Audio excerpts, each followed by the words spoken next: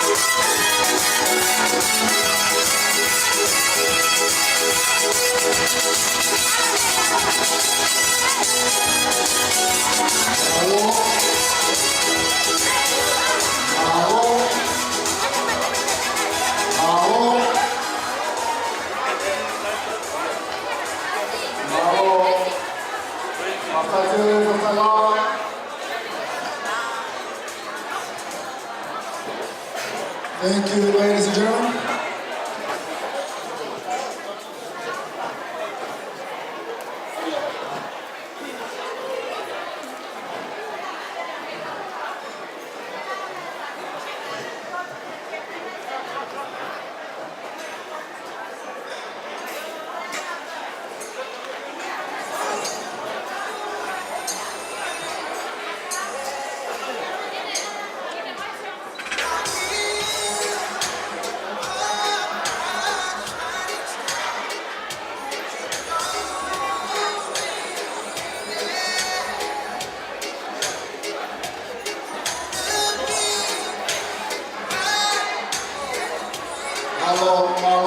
Malo lama se frua.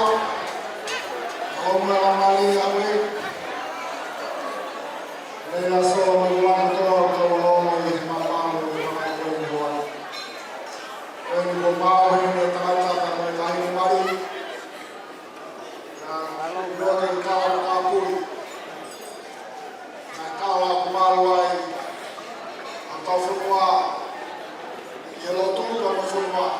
Tamo fai wari ni ka tatak o to to ka to na malai ya ko ta po tu ni fa na ho ta po ka ta pure ta po ni ka te ka o ma ta ko ta po ka o fa hu ta po ki ta masi sa mo ta hi ni mari a ho ni ba ka fu no ma ta po ki ha ka to pe to to ki ha wa ka fa ta po a ta mo ko tu a Taiwan. Ladies and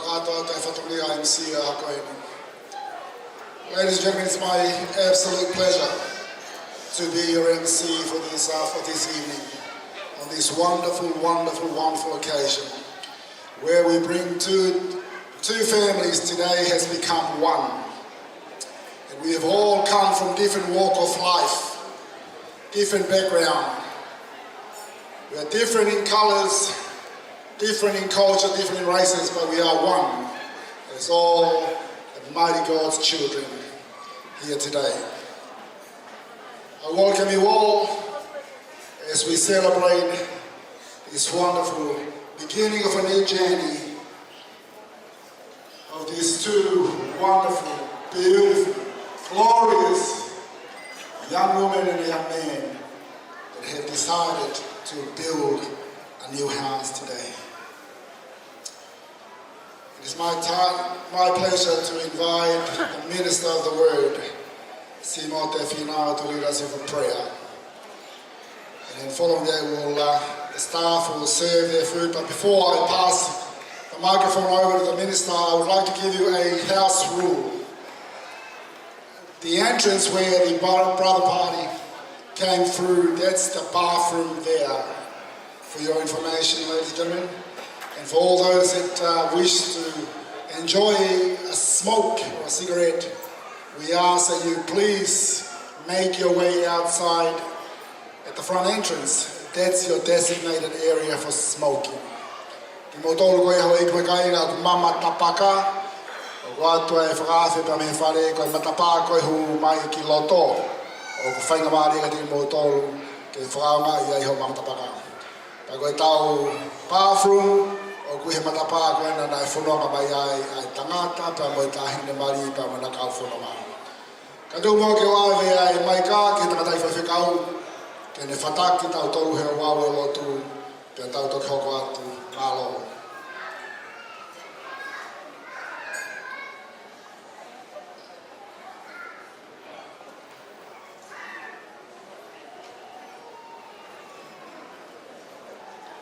I'd like to acknowledge the presence of God in our midst. Tokolege o pasia e a fio ai tua mafi o tau moto tonga. E hufama he tala manu kakato e lotu ka mo e whanua. E hawa tumua he tala whakatapu o whaki. E kamatanga e katoanga whawhetaki mo e fia e whiawhikoina. I whai e tau lotu ko kore atu ke mo hiwa mai mua I he ese ua he himiko e ni. Ono nge au maono, koe ko ngāu e tūki mua, ke lau e mālo e utua. Te tara e ngahi o whā, kia te au e tākatoa. Tō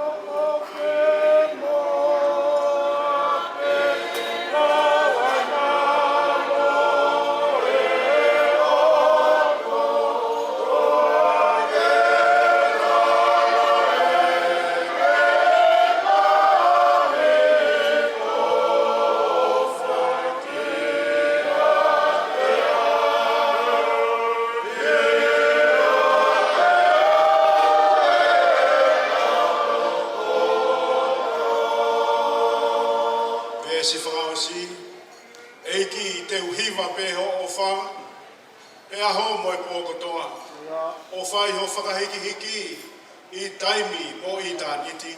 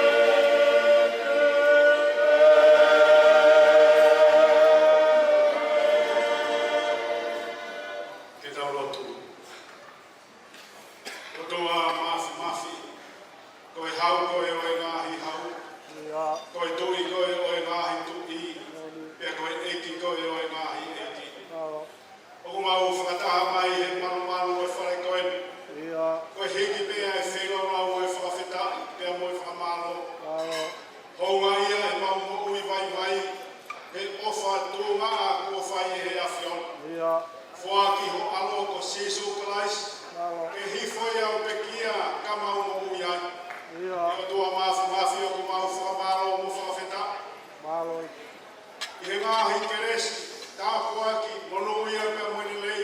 E whaita apo i ki nā ki ai whakatahan. E tua ko mau whakamaro atu. Ko hia ko mau apsia ai aho koe. E amona e toka e amana ki. Kai whakawhetai po hoko e amanaki ai vai. Ta tau ia mo ia kau e mo ui. E ki o mau whakamalo atu. O omi ha aho, o ha whaunga, o ha sikinga wheunga pa ho mau vai. Koi mau lea pe ia malo sisu e ofa, malo sisu e tauhi, malo sisu e tokoni. Mau au sia ai aho ko eni, koi ofa tātā mea e awhion. E o toa mafi o mau hangatu ke te koi. Mafi e pe holau maare maa ni ke tau whio. Mo ki mau tolu, I he whio he o mau whai. I longa ha lea, I longa ha tawolunga, I longa ha tānoa te mau whai. Ke mau whai to pe ia ke langilangi I ai ho hua wha, I he mau mokui. A whai tau lano ai a whiona kai ha. O ko mai me langi na ha keresi mo ha tāpua. O whai tāpua ki nā ki ai whakatahan. Tau te whito ki a James, kama Rachel, o ki mau tolu ni hono kātoa pe. E o tua o mau kore, ai keresi. Kore pe o tua ai tāpua ki, ai te lei mo munu ia. Whai tāpua ki na ki naua, kama ai whahu, uro mo tua, kama ai o whamiri. Ka inga ofa kotoa pe mo ngā maheni. Whai mai me langi nai ki ho mau whakakuloa. Whai tāpua ki nai ofa. Katoa ai ha mau inasi. Fihaki ai haimi mo ha malo I whakatua. E whakaimi ia te whamalo hei ai e ngai sin. I loa ia hokoi. Kau maha ma tā kore. Ma mai ki mau tolu koi kainanga e whanua. Mawe iwi, mawe malo hi. Lawa e whatonia. E langilangi ai te ho huafa. Mau kore kātoa ngai tāpua keni. E huafa te o Jesu kalaisi. Koho mau eiti mo whakapo ui. Amen.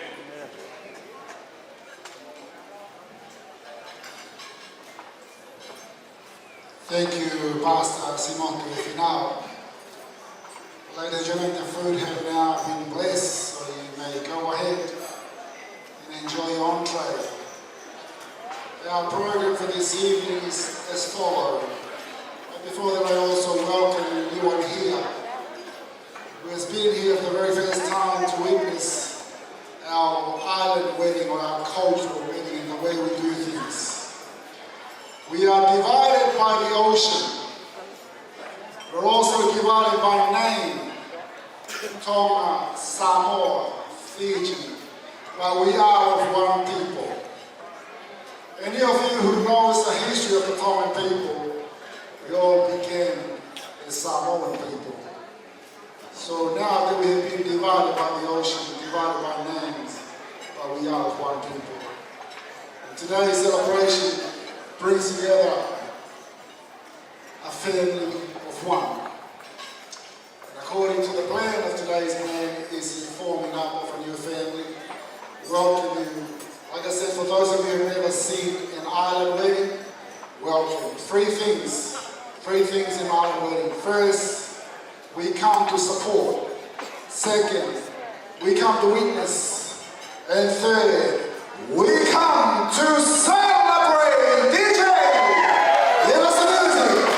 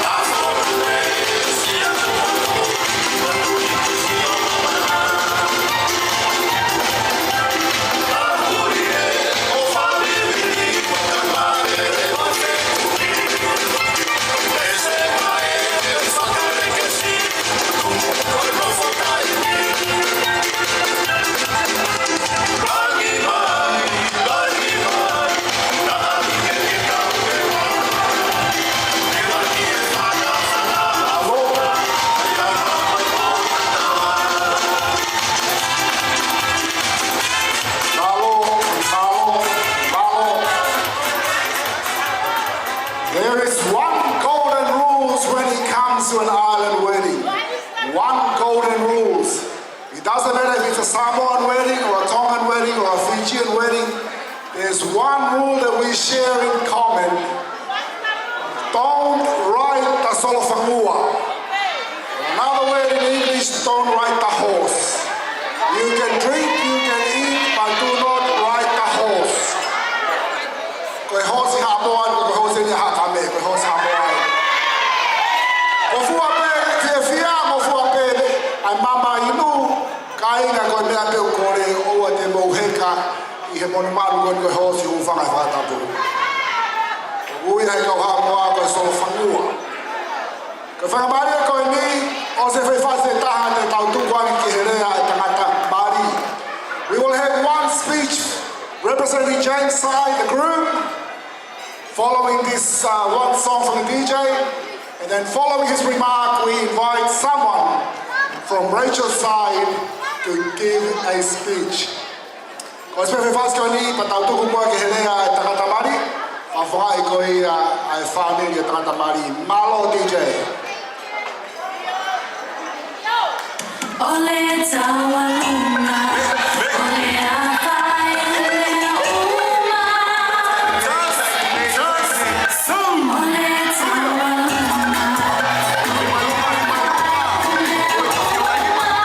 ole mali, se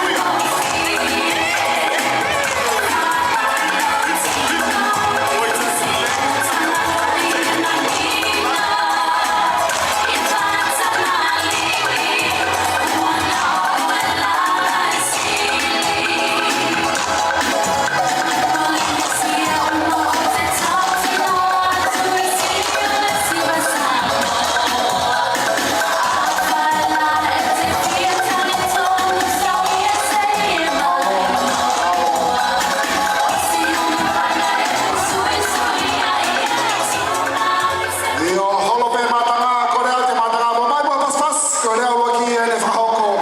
Ladies and gentlemen, please put your hands together as we're about to hear the first speech representing the groom's side.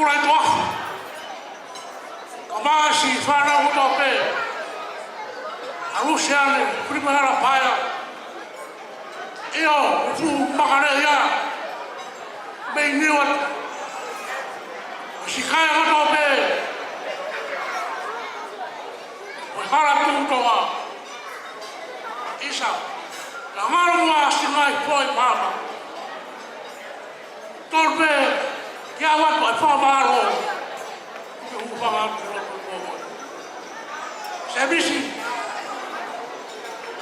O tala koroa whanau maari e poni ko kātō ia i whai whakau. E tū mua ka tau tala whanau rauat. Ai pōpaki ai whamiri. Ko hui ko whare korama. Ko sarute mai e hara tūtoa ke koe e poni. O whamai me whare mā o ni. Isa a sen CEO. Tō wau pona ko au pari koro. Apu wakatau mai.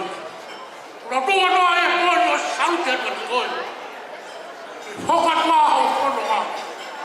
Moi piri ngoi mai. Se misi. O tui mai na whai ua i koe e o whae. Iona tua ane rahi ko se misi o sau. Tōna u mau mei kai.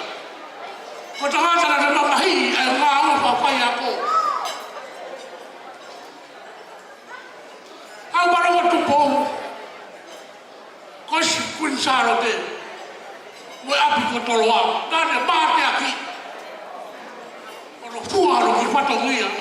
Kono a ko i a haku tupu e kono. O tūne no ae ki hiwa ngati ki ati koe e pōn. E ki hau ka se misi o sampapu. E ki hoko atu e ngāu māte aki. E hāki prai maia. O ka kauai i rotu māro ni isa. Nā māro tau ki misi o lau. Hau e kai mo tōtō i. E whauka e ki hiwa o whakara ke kore. E whamiri ma ke kāua. Ke ki hau atua e ngāu e a se misi o sapu. Pono tau weke e iai. O mau tatau pe. E whamiri ka te koe. Ngāu e. O ngāu e whia ngāu e. O pōpaki pa taramura ni koe. O whangai ake o mātua fumi ka mā beks. O si kāia ka toa pe niue. Niua mau pau. Mau pōpaki ki koe. Aho e. O tuanga koe ke whai te riki. Whai ho whiri. Isa. Ia sa mau tōro roto whai patongi a. Tau o tua i whakata. O whati ka rotu rofo. E pē whoki rotu rofo. Hele rea. E pōko e whare rea koe tū aki buai. Koe tū ki buai. Na turi pēr rotu rofo. Koe tū ki buai. Kada waru ki rāperus. O talangi o tātai ki kātou ka hawara. Koe ni ku hau he whāpiri o aia ko whia tōru. Te koe whakahua me. O tāna whatongia e pōni se misi. O whatu koe. Ma me moe ka se mausa tono rou. O whāpiri mo kāri ngau. Tua ke humuki atua he. Na ngāri roroa e rea kuhiku porokalapa. Ape mai whatu e tupo ke tatau atu he. O kai mapu e puka e pia pia. Ladies and gentlemen, please give up first speech of the day representing the group.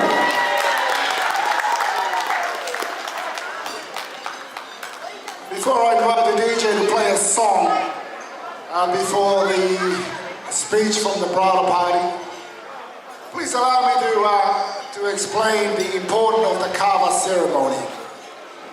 The purpose why we do the kava ceremony is a reward or a price for a sacrifice that has been made.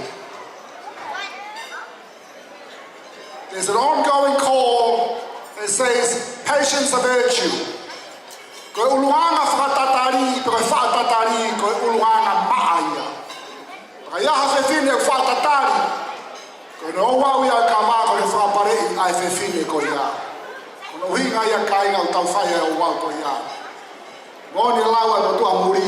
It is better to wait long than to marry wrong.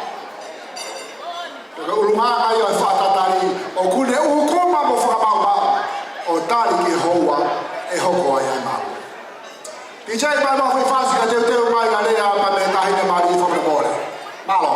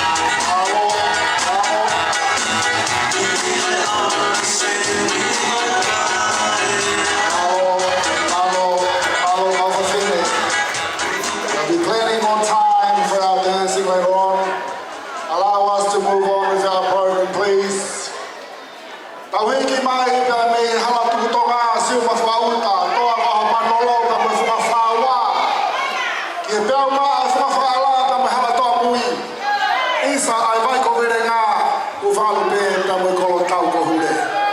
When you are my tau for my kai nga o api ko tutulu pe tau. Ko tu wa nga ia e family ko ni. Ko la ke mata ka mo ma pasipasi ke rea no ko fa fonga a rea ta hine mari. Ko le maka Fihaki.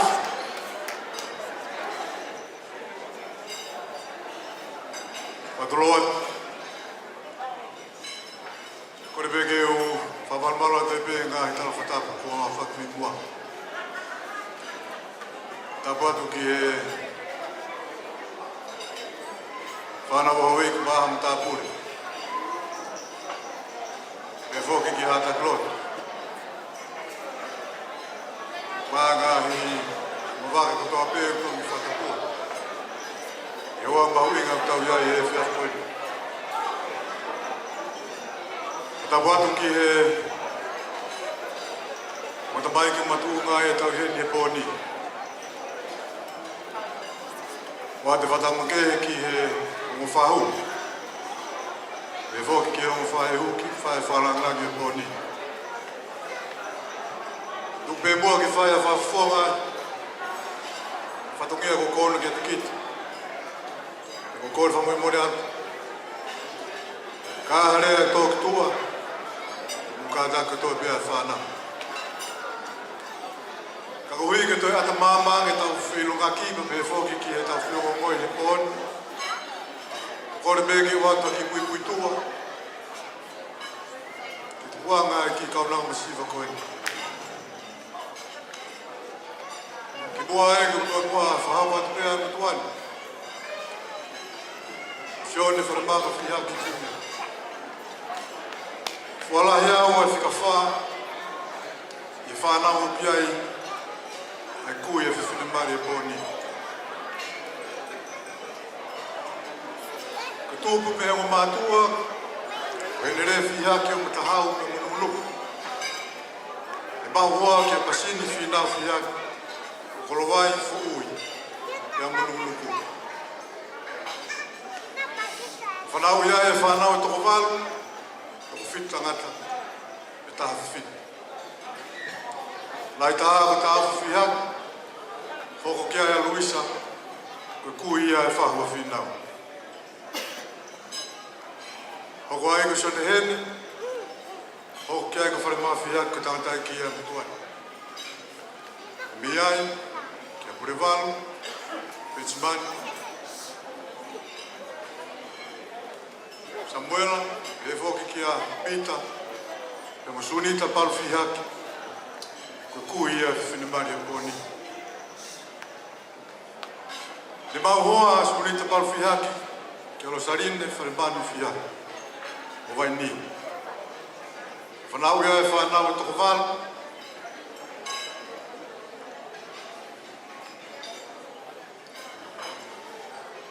Ko pasini kone pekia, e hauko kia e viola, Finau. E nere kone pekia, ka tangata e kia whiwhinemari e pōni. Te koko koe whae whanau, e Samuela Fihaki, e se tawaki, te evita polonui Fihaki, e mo masina fuku. Le mahoa hene re Fihaki ki a leila o kati, o hakame. E whanau ia e whanau te kōna. Ko lai taha ko Sunita Palu Fihaki, kune i Francais. Hoko kia e Whiwhinemari e pōni, Rachel, Finau Meipulotu Fihaki. Hoko kia e, ko e seta wholau, kune i Nusila ka kuni heni e pōni. Alwhak Fihaki kuni heni e pōni. Ka Piolan Finau Fihaki, kune i Francais. E hoko kia e Benjamin, ka Piolan, ia moene re una i Nusila katoa. Ko ea ngai e tua ki whapini masivani me tupuanga, e whangakui, whangatamani. Me au ke tō tangata o tau ia e ahau. Finau, mani mai a whai toka e whiawhi. whakaana wā ia pe anga mai. Na pūre e tai hā mai, tau ki whawhitai katoa pēr. Whitai pēne ai e whakatamai me whawhae. Mā whoki e whawhektanga. Na tūta whaki e taimi whangataa. Ahoni ko ke hoko koe wife. Wai a loto e tai whiwhia. O whalai atu te koe se misi. Malo o whai o whiwhini na whiwa koe. Au take atu ai o whalai. Family o SMC, ma foke mo ta faki fa to was. O nuku e mal e fare koin. Funga e fi. Aqui na tolo mai ka fola. Ka wa mo tu taimi. Ya que mo mai family mo mai na o mo mai family. Ta ka fa ta he fi koin. Wa to a fola me ta faki. Wa mo tuan Fine Maria, o tau hene ai. Tawanga mo iki. Tau kau whataha mo ene keresi o maa whoki ane merino. Toenga, polokalama e whiaf koe. O whalahi ake kutonu. Me whoki ki nau tolu nau, mea mai me heo pego ki lawa ki tau kau whataha e moen. Au take ate o whalahi ake kutonu. Tawanga mo iki. Whoki hao ki tau tolu ki tau mai ap. Maa tau mai family. A fo tau I vi ko ya ko ngai futumia te wa ke ka o be be fa ha o ni bore fa lo lo to fa ke paro O mai boa pas.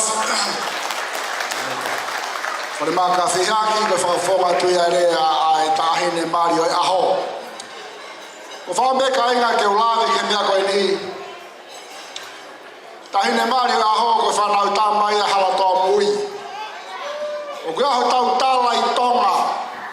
Ko e utu o kulau, pe me utu lau ki funga monotapu, ko e utu ya o kulau. Fai se kau. Ko e whai mahino a wholofola, ko e tenga koe o kuto. O kuto he me hala mo e makamaka mo e talatala mo e kerekele rei. Monu ia hangou e o kuto he utu o kulau. E koe ngau rei tahai tonga e ngau e koe ia. Pia koe kerekele rei a koe whanau tā maini. Ai hala toa mui. Pia me funga mono tapu ki utu lau, monu ia ha kerekele. Hangou e o kuto he kerekele koe ia he kumbo uia. Ko kerekere na kumi e sisu e wholofola e kerekere le rei o kumau ia ngau e. Ko whaam ke ulawe ke mea ni ka inga. More o mama tua tahine mari me me tau e rua o fulu me iai. Si whanonga mai ki whanau huka peke kui ke alosa. Pea mo iai mama tua ai wha e. Ko ia honi, ko whamoni e rea sere mai ia. Monu ia ka koe mafi o kutou e ni whalalaya si hova.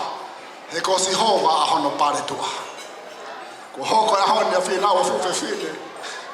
Finau o kuiheni o tamai mo whae hona lau mari e. Ke tau kau ngā fie fie whata. DJ ka ama hawhi fasi. E ko e aho fie fie ana tau tangi ni tau tō. Malo.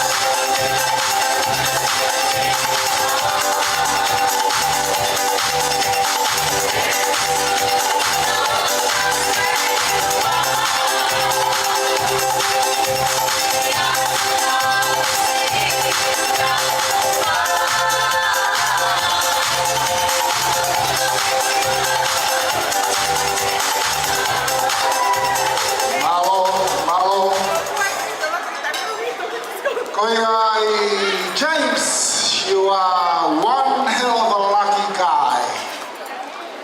Ako meron ulau kia ikai ngantong apa ukai ke loye ko historia no tau fonua. Kau kuai hatalo peko hamanyo ke peko haufi.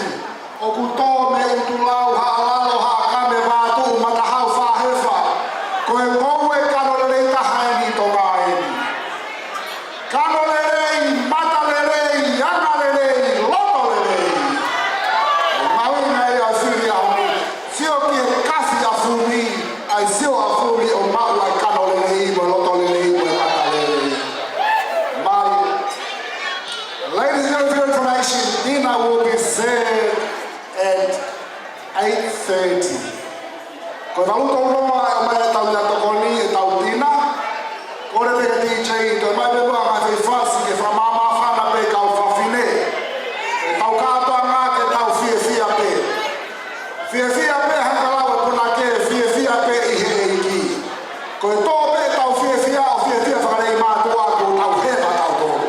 Tau fia pe he iki DJ mai ma fa fasi mao.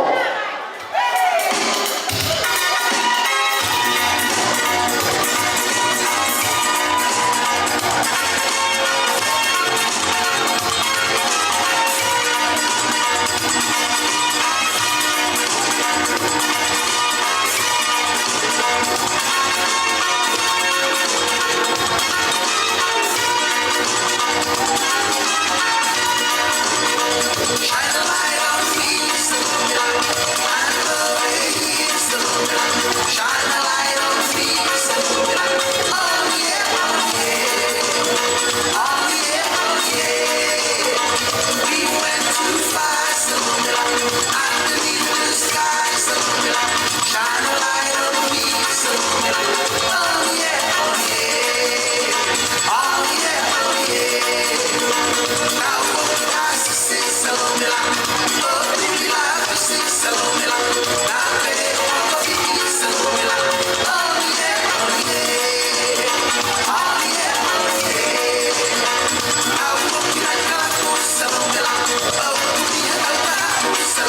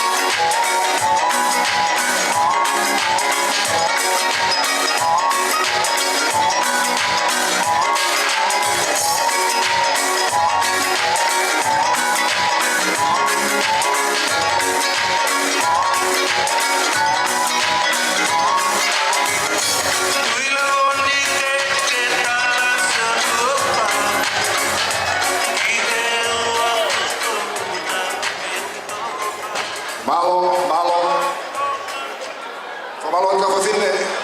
Ama buke pe tau fia. Ko fia ke buke pe. E ko ne osi pe fie ko mate e tau afina de tau mosia. Famre bone pe DJ to mai mo fa fase taha ke leva ke mau mari e mau e ai tafa ki ko ia fa le. Ke o wa ke. Mai mo fa fase ka fra mau po e mau e ka fa fine. Al de ko va pa.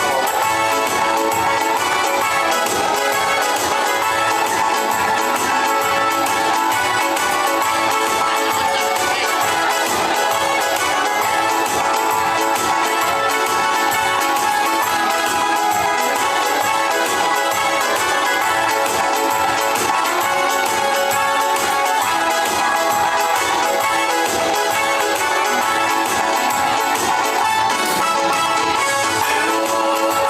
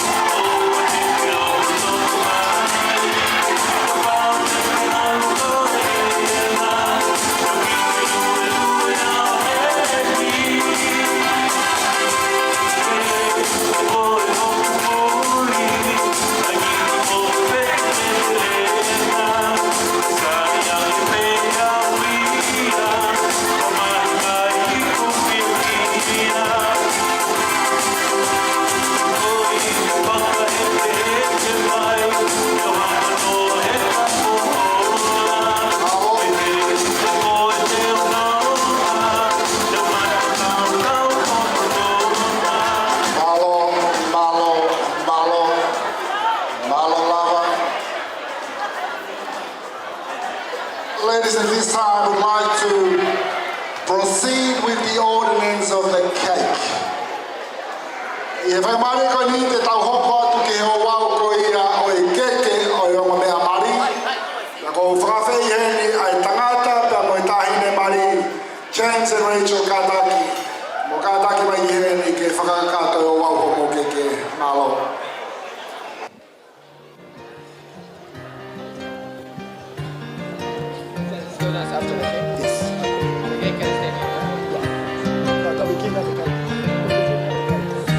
I took my love, I took it down. I climbed the mountain and turned around. And I saw my reflection in the snow-covered hills till the landslide brought me down. Ladies and gentlemen, please give it up for the groom and the bride is about to cut their cake. Ramanaki ni ke tau whamoni I pe tau sio tonu ki he tofi ko ia keke a e ongo me amari o e aho.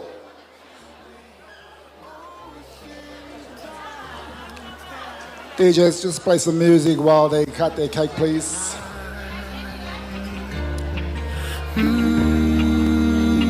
Okay, do we have any lights up here?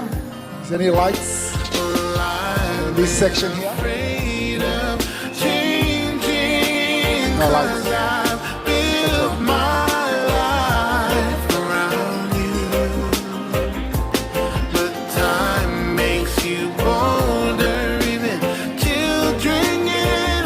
And now we're about to witness.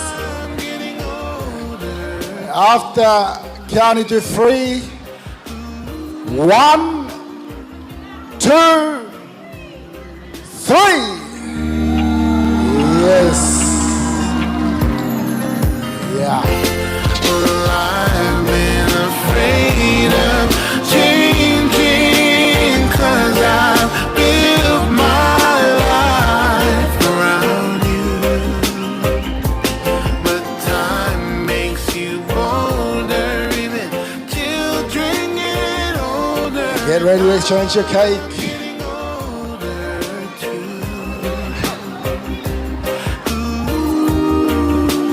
Yes, yes, yes. What an awesome moment as we witness the groom and the bride cutting their cake. Oh, take my love, take it down. Climb a mountain and turn around. And if you see Straight after the ordinance of the cake, the groom and the bride will do their slow dance along with the bridal party. Coraje mata, pas pas mai.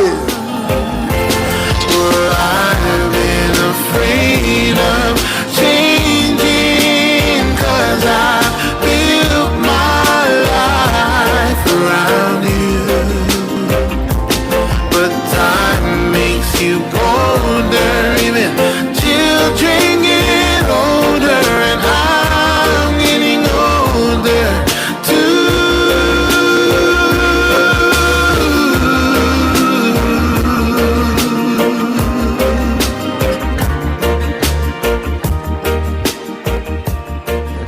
Whakawhei atu ai ongo whahu pia mo e whai whekau. Mo kātaki mai mua ke ai hamou tā pia mo ongo mea mari. Pia mo e whamiri whakata atu e ni ke he taimi ko ia ka whakalanglangi mo whamiri. Ke ai hamou tā I he keke ko ia. Ki mo tolu kona na tuha ke peo mari tai aha keke. Toki hao ai hao tā he keke. Whamana tu aki. Ko mea eo kore atu ai ke tau ki ukuma mo whakamau mau.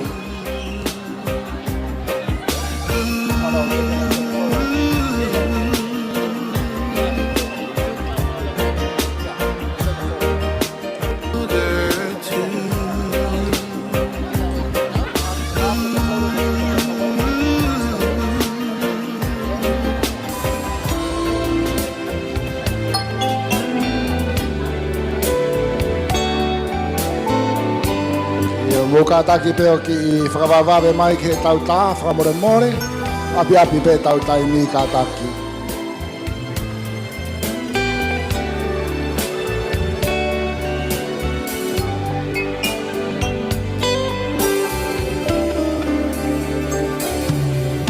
Manatu le mafutana o mabu o emanatu maita o tu mawita ilo fatu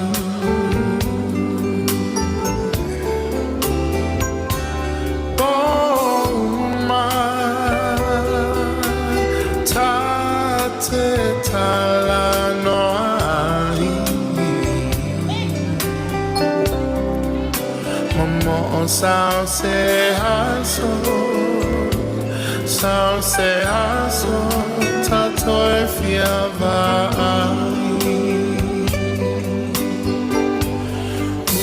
Usue e fuli melo tua la upele hotele tu na oe Tamo sao soli Fusi iamana tuai Usue e fuli malo tua le polonga tale lava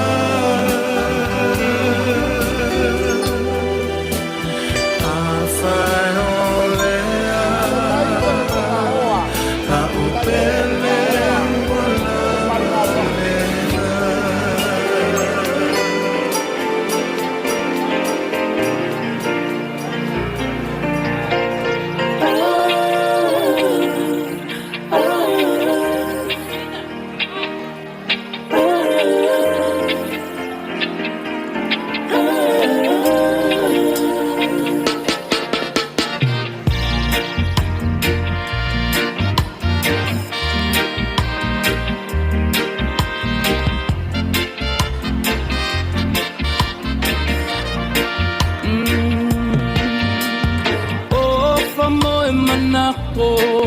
te koe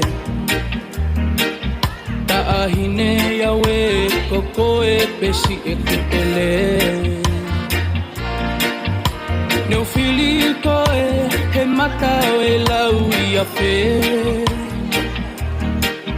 Ke mahino a e ku ofa ia te koe Masi i ku au tahia ha ofa aloi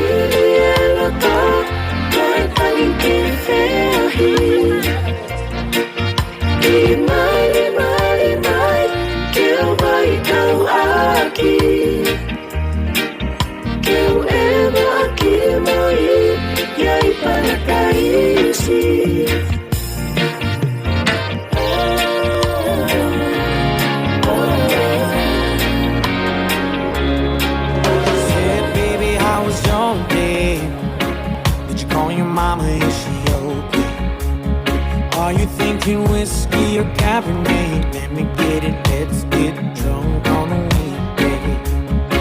She said, I know I don't say enough, but I swear I love you just from the buzz. She said, I don't know what to do if I didn't have you. I said, I think about that every night and every morning. I fall all over again and again, and you don't even know it. Baby, if you're wondering when you hold me, if I slip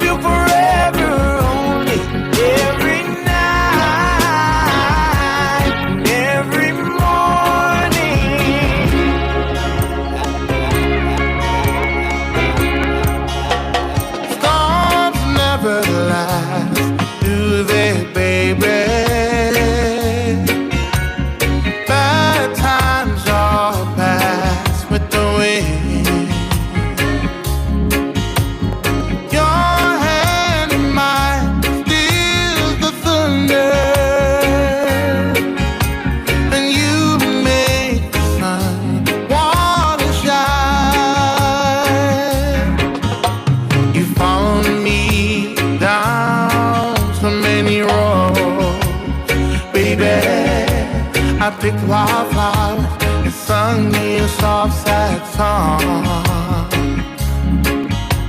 And every road we took, Lord knows our search was for the truth. And the clouds brewing now won't be the last. Storms never last, do they, baby? Bad times all pass with the wind. Your hand in mine stills the thunder. Your love makes the sun wanna shine.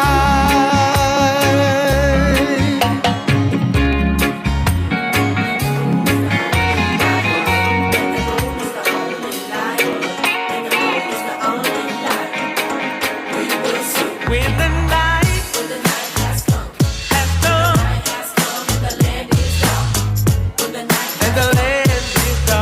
has come and the land is dark, and the moon is the only light we'll see.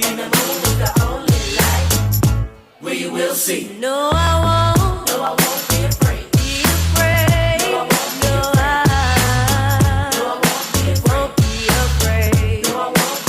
Just as long as you stand by me. And darling, stand by me. Come on and stand by me. Just as long as you stand by me. If the sky that we look upon should tumble and fall, all the mountains crumble to the sea. I won't cry.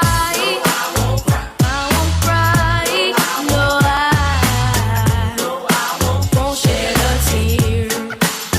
Just as long as you stand. Okay. Time's up.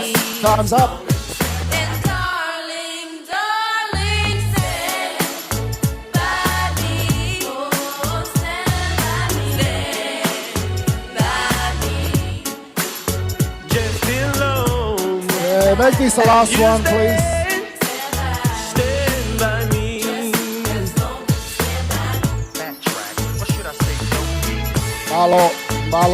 Malo. Kawhi whine whamane no ki repa si mua he ka tuke whakahoko ai wolosi ango mea mari he mei vai e makaia e kau ngā ue ka tak whamane more. We'll now witness the slow dance of the groom and the bride.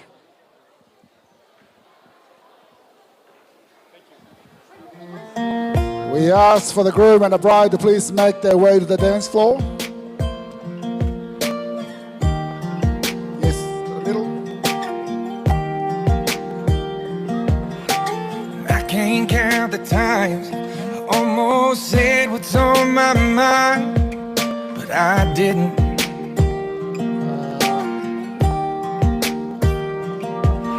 And just the other day, I wrote down all the things I'd say, but I couldn't. Ka taki e Just couldn't. whawhonga e tamai e tahine mari, na moe whae e tangata Baby, I mari. know that you've Ko been teu teu mai te wondering. kau he polokalama koe ni. So here goes nothing. In case you didn't know, baby, I'm crazy about you. And I would be lying if I said that I could live this life without you. Ka Even polo though nui. I don't tell you all the time, you had my heart a long, long time ago.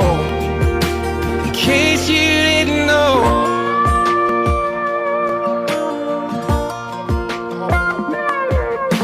the way you look tonight second glass of wine that did it.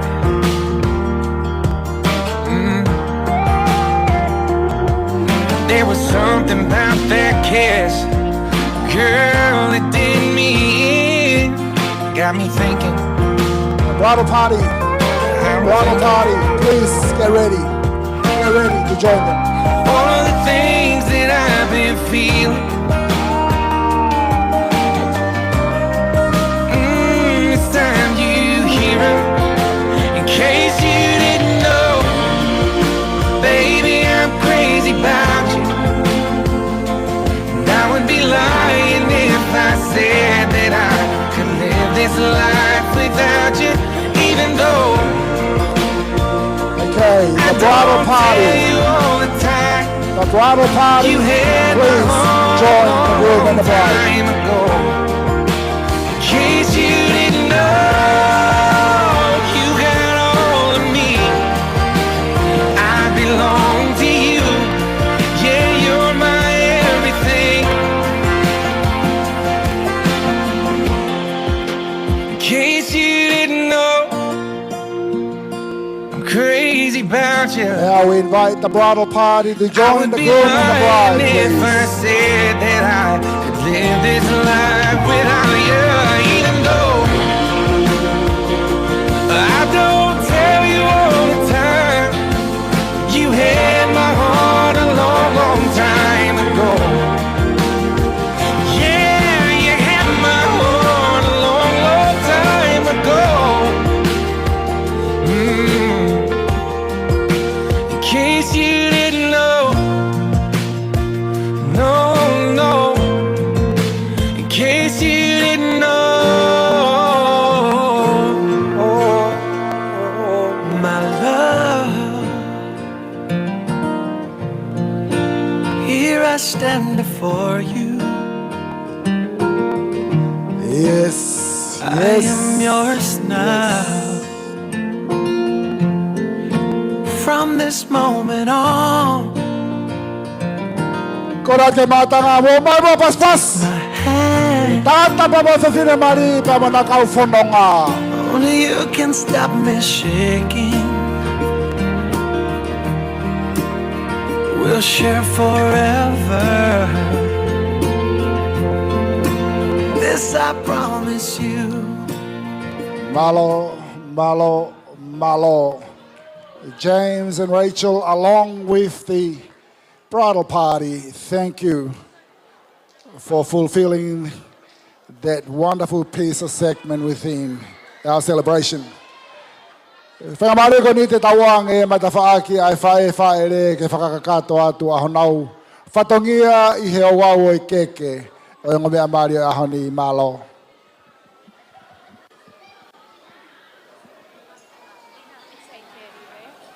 Just a reminder, ladies and gentlemen, that dinner will be served at 8:30 on the spot. Ko tau mau mea tokoni tina e whakahoko ia I he hawhe a hiwa malo abito. Ko le peke u whanga he whakatapu ko oso no hauwhaki. Ko ilo pe ko mauloloa e whiohi ku lawa ki tau whahoko. Ka ko ilo pe ko e aho mahu inga eni. Paku ikai ke loto ia ke whakanou he koe tu o tahape. Tuku mua ai whainga maalia ko ni ke u whakakakato hoku whatongia. Ko e keke foki ai hongo mea mali na e loto pe a Rachel.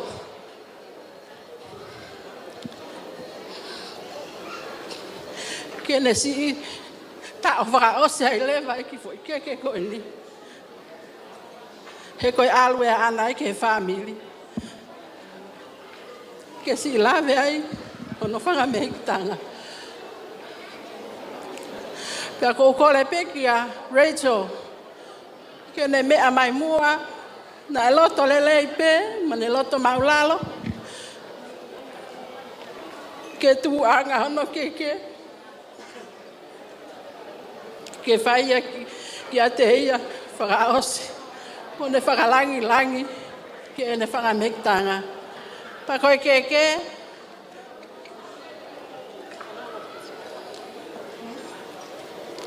O ku hiki aki ki koloa whakatonga ko ni ka taki pe whakamehitanga o Rachel.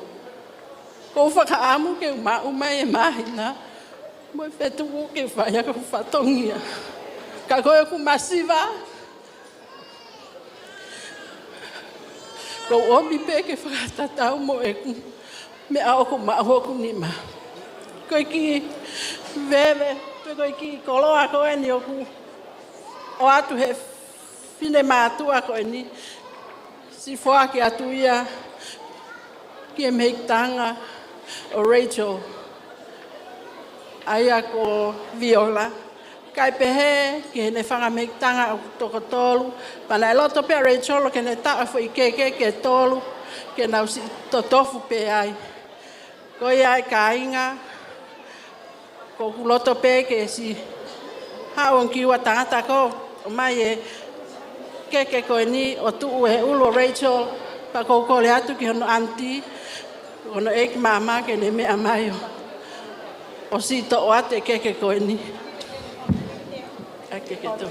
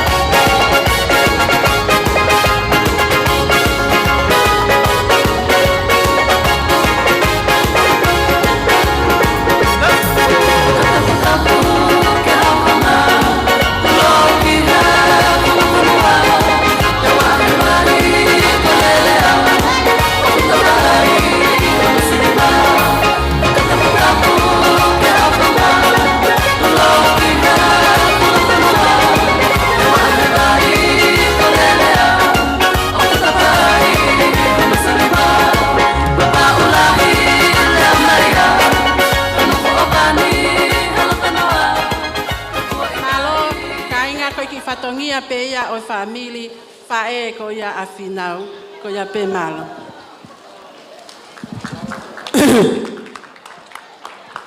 Tulou. Uka e tau lea o taka.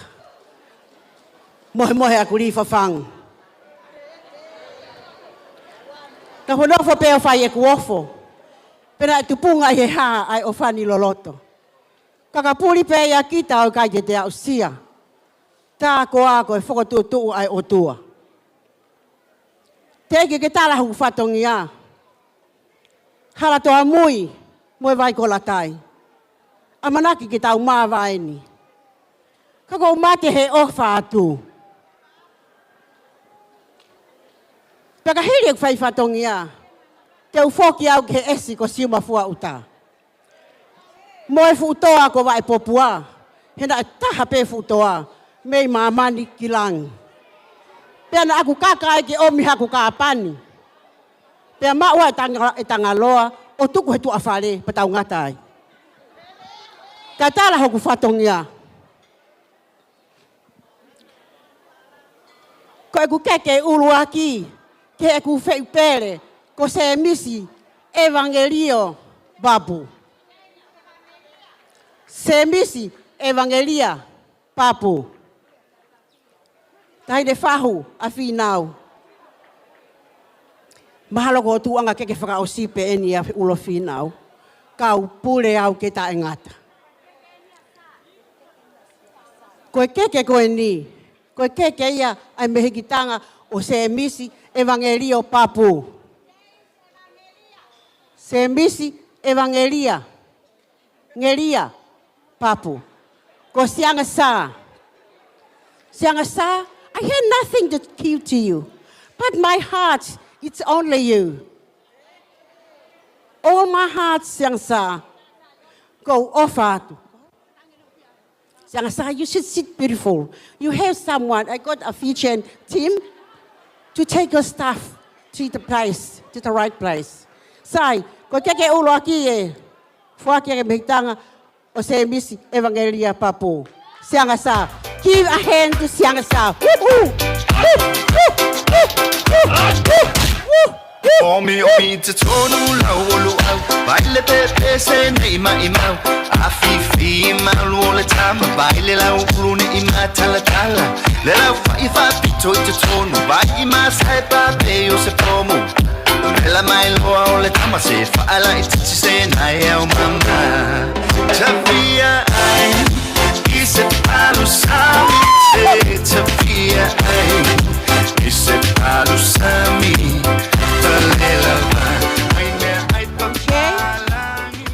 Thank you, TJ. When I scratch your back, you scratch my back. Thank you. Ko keke honoa. A se Miss Evangelia Papu, o Fihaki ma tangata e ki fai fekau. Ka ko tangata e ki tahuisipi whakalau maari ia a se Miss e ko ni o ta ngata I ene moui. Simote, I love you. Thank you very much for your encouragement to lead him in the righteous path. Okay, mo osila. Sa you got $1,000 in your envelopes with your staff. Simote, ko gambe ma. Ma ofala ka tikoi. Ia ga hita ko di whakalau maari. Mo whakataula ma whanonga. A talawa ko o ma o hono hoa whakaafo of. Ko koloa whai whekau. O kuai mohono sila, ko paanga tahafe. Tā mai hawhasi, ko huia, ko mea ko.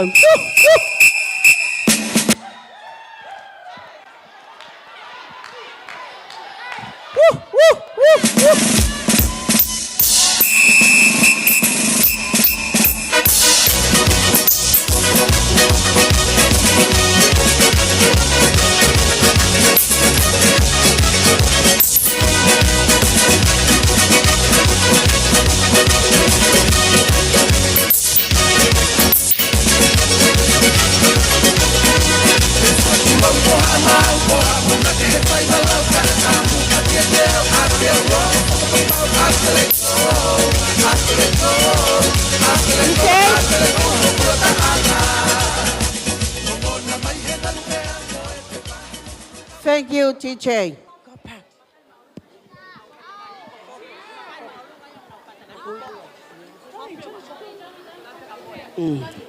Sai, whamore. Nā ku alo mana ko tangata. Ki o tufanga o upolu. Pea kia hana utala, o ka hana hou eiki. Ko hana hingoa ko popo. Pea guai ene keke. O guai ene keke. Mo ene fukusila. Pea guhikia. Kia moe. Moe, you still remember me. The first day you come to my house to ask about my sister, and I say, yes, I do. Also, I leave you in my arm in the wedding day. I still remember, Moe. I love you. This case, it's going to Moe. Woohoo! Tama fast today.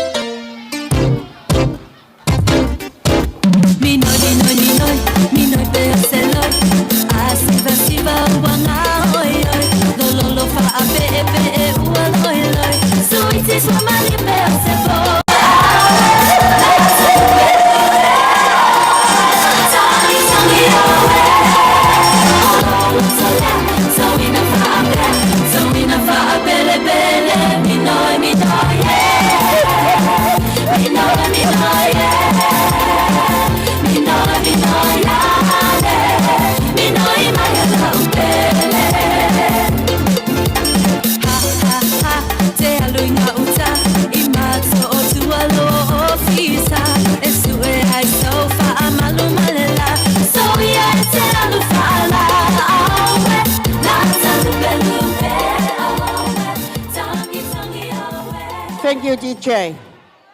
Sai, ko keke hoko. Ko si og mehe kitanga na manaka tangata ki kawai ko ha ano. Ha pai masan. O wai ki konga whangai ko pukotala. Pe o ki heni. Ai tahine ko whakafofonga o tamai a fumi. Mere. Mere, Vileti, Junior, Masoe.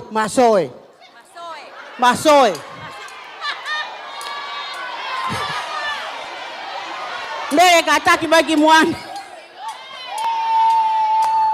Sai, mere whakamore, ko whakamaloat. Ko whawhawhungai mai ki whakaofa ko ia na aku alolatai. Mere, koe kaha mea mau. Ko hofo i kekera, mo hofu usila. Mo ki koroa koe ki whakamahino. Na umana ko tangata, ke kawai ko haano. Wihi!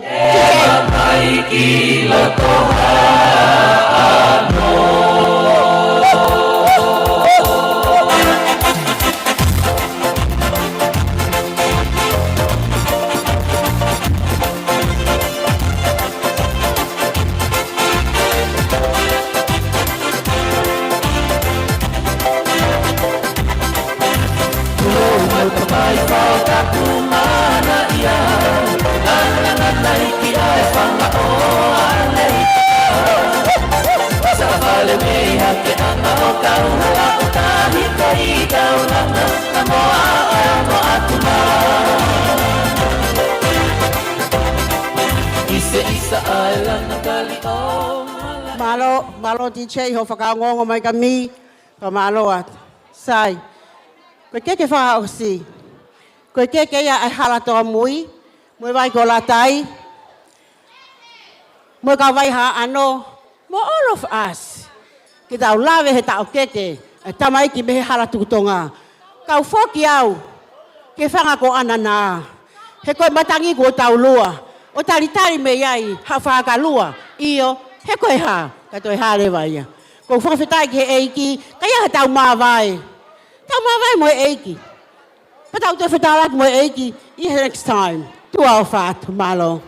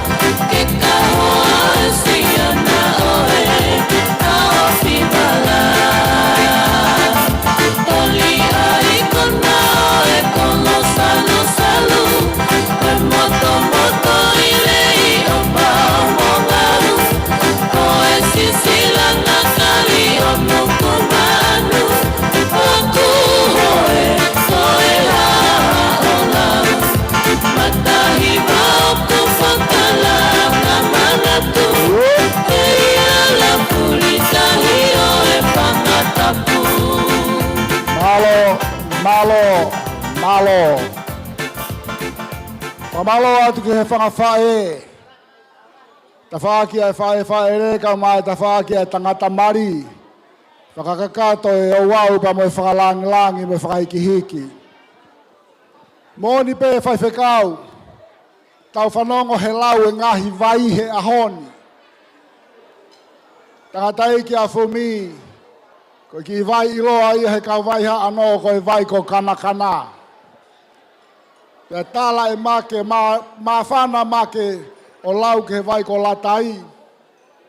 Ka ku ngalo ia make. Ko nuku ko e vai mahanga. Ko vai ni, ko e vai ko wherefonu, pa mo e vai ko ulau e foni pore o.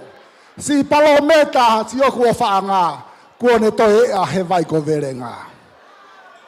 Ka koe ngahi vai ko toa pe kainga whanongo mai kau talatu e vai mahawinga taha.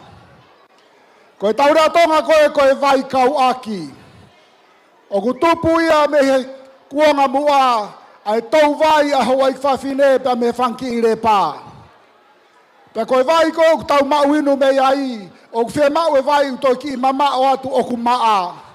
Pe a tai mai rea vai wa akau, o whakahu i he whanki hoho ni, o tau mai ai e vai ku mama o ke tau inu me ai.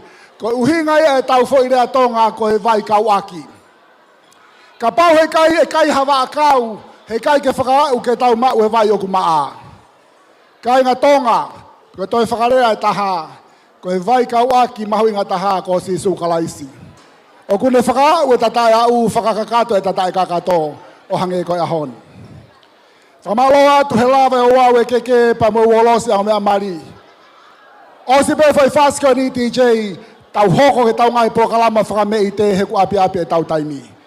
Teu teu mai tau prokalama ko ia pa mei whakaawa e pangai o e prokalama e hakoe ni DJ mawhi whase taha ka tau hoko ke tau ngai prokalama whakamei te malo.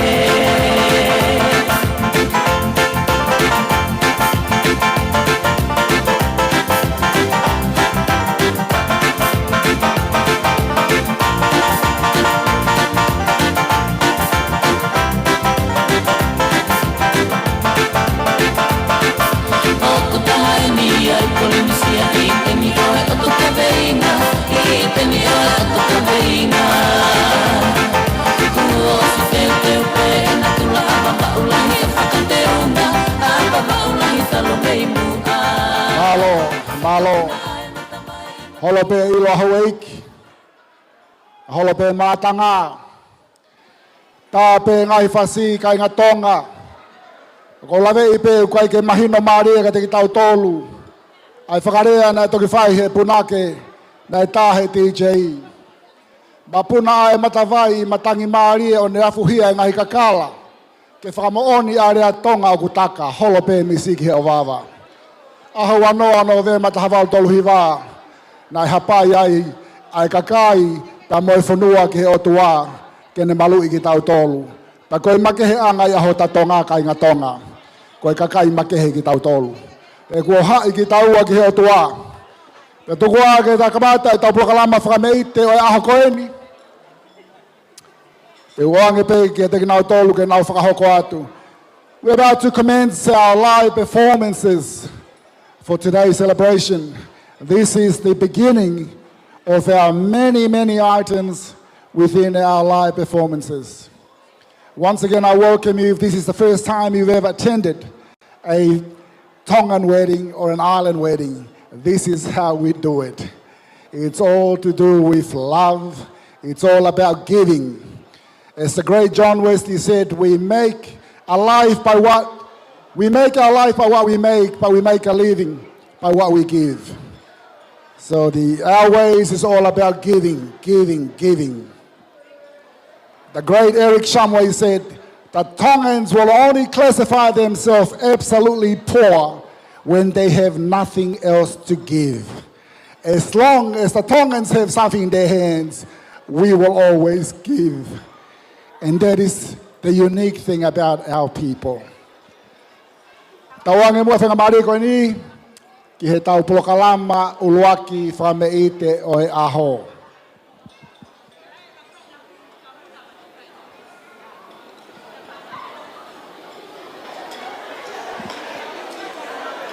Kona te mātanga mo māpaspas ke tau si ka inga pa me Samoa. Malo fumi. Nga mahuinga peke tau ilo ko ule whewhine ko tangata ko ule tangata ko kalaisi. James ko hingoa ko Evangelia. Ko ahoni. Ko ke tukololo ko e ke hufangalupeno ko tau ko hure. Te ka Evangelia ko e. E ko Evangelia ko e ngau whase kope ko e ngau tukololo. Malo.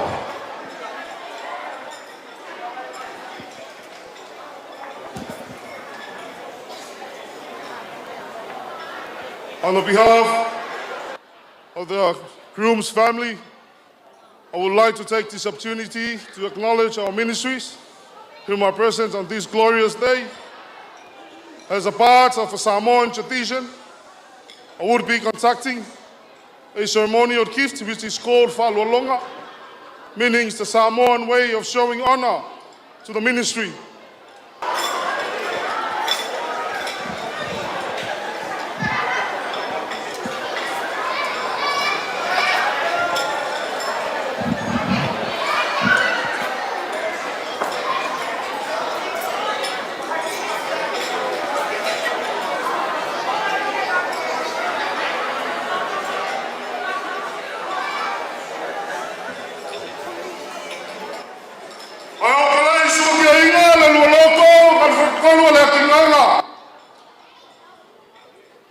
Koe kai le ka whai koanga ngō ngai lalu le kai mangkawai. Mua ngō whakulou. Peo ke pai a whai le vai ngā mamoi ai le kui a kua. Mua ngō whakulou. Wa whai le kala e whai le pai walu le kui mangua. A e savali, ia e whakulou. A si lau lima, ia e whakulou. E ke kaukalafo, ia e whakulou. Ai sea, a walalau a kalangaso le maoka ngai kumua. Walu pepe foi le kaumangula. Kei ala upu i a ko o ma whiki ula pupula. A walele susu mai le paia maa walunga. Sua le sunga le whai poiponga. O le ofisa o whai poiponga. Su le paia maa walunga o kupu mai. Le malo mai tonga. Aongi malama nga karikari le so. Le e mai. Whionga ia whongoki. O le kupu ka whaifao Samoa. Le aua. Whapaia inga i le saka la meka o le whai poiponga. Malanga maanga mea o Rachel Finau. A kauia inga usaua i le wā. Au ke mua i kaia le vai a whai mau whapoipoi. Whalofi sao kupu a le vavau. Paia sau ngakao Samoa. Paia lava lei le fio kama mo lako wainga. Wainga ma lako kama le usunga kumua ma pula i kuau ma lakaua. Wainga i le kai ma le waa fonki. Kulaunga le fale se fulu. Fio sua ma le vai fangua fafa ma i kulangi. Saole ma sale amua ma le laungiu nga saelua. Whakuia le maku ma le koko le fale ula. Maupu ya ke ole mangua kele o paia nga. Mama malu o le so. Ole ngai kula. Paia mawalunga. Liwa le fo le kalanga koa. Le fio aku. Kupu mai. Paia lava lai le fio. Kupola maungalo. Fio makua ya kango. Makango malkamapa. For fio le usoli ya popo makalimao. Malai kuala ia sarfau. Paia ngā o ngai kalanga koa. Pela sa mako kala. Lau sunga ile. Ofisa whai poiponga. Whai poiponga. Alo maia. E kamo whai akuse. Whaalo. Alei kua la inga. Whai inga kā. Lau ngapa kia. Malo milo sia. Mai lava le kai ao. Sa ia paia maia le ngai kulao las. Le aua. Leo koe mamao nga wha mai inga lea. Alo maia. Lau susunga. Le ofisa whai poiponga. Simone Finau. O lau whakamali la.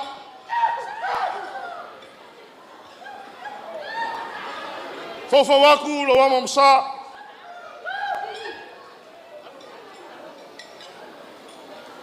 Le pusa pisupa leo lau whakamali.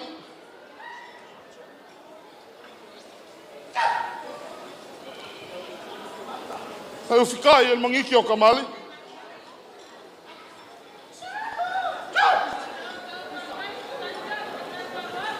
Lau susunga simone Finau. Ole ko fale a lau susunga.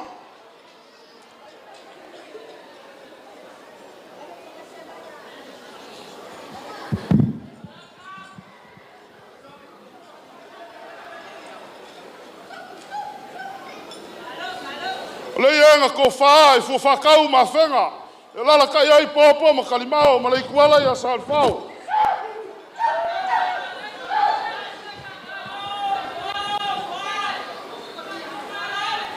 Family of the bride, ole ainga ole.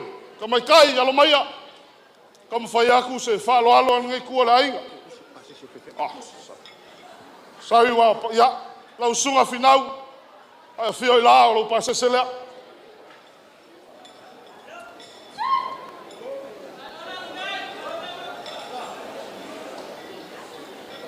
Ya. Ainga ole sunga ka mai kai fai poipo. Alo mai ka mo fai aku se. Fa lo ngai ku la inga. Lau ko fa kamali la.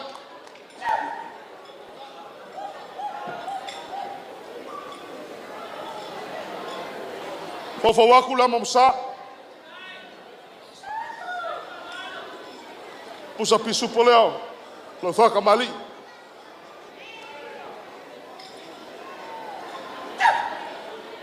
Ayo ficar ele com ela.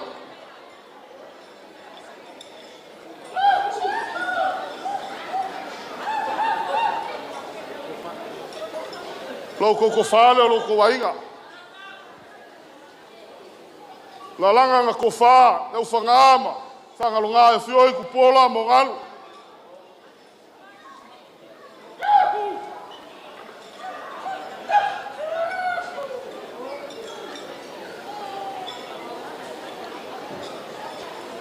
O loko passa sela. Eu puxo.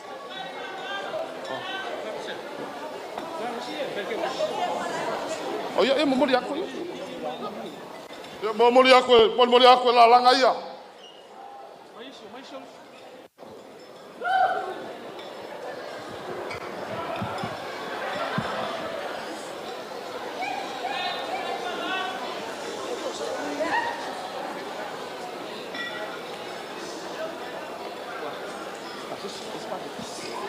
O que eu fiz?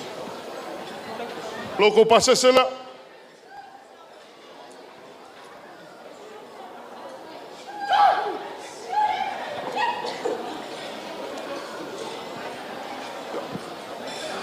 Ole. Ainga ole. Farkua ole fionga ya popo. Sunga ya maumanga. Sunga fumi. Ole. Pakamali ile ole ko wainga.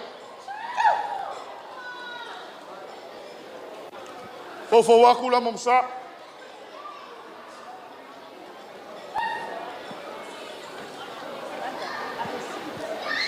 Usa pisu po ole ko fakamali.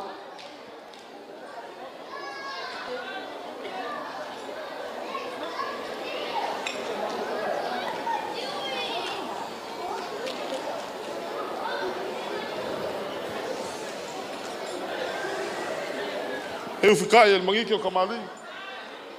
Ah, puxa pisu.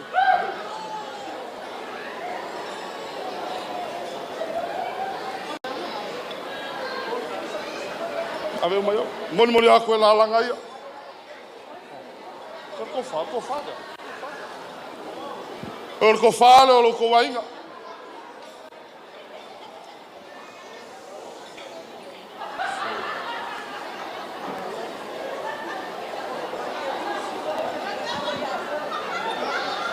Kalau kau pasal sela, ya, moli aku malalang ayah.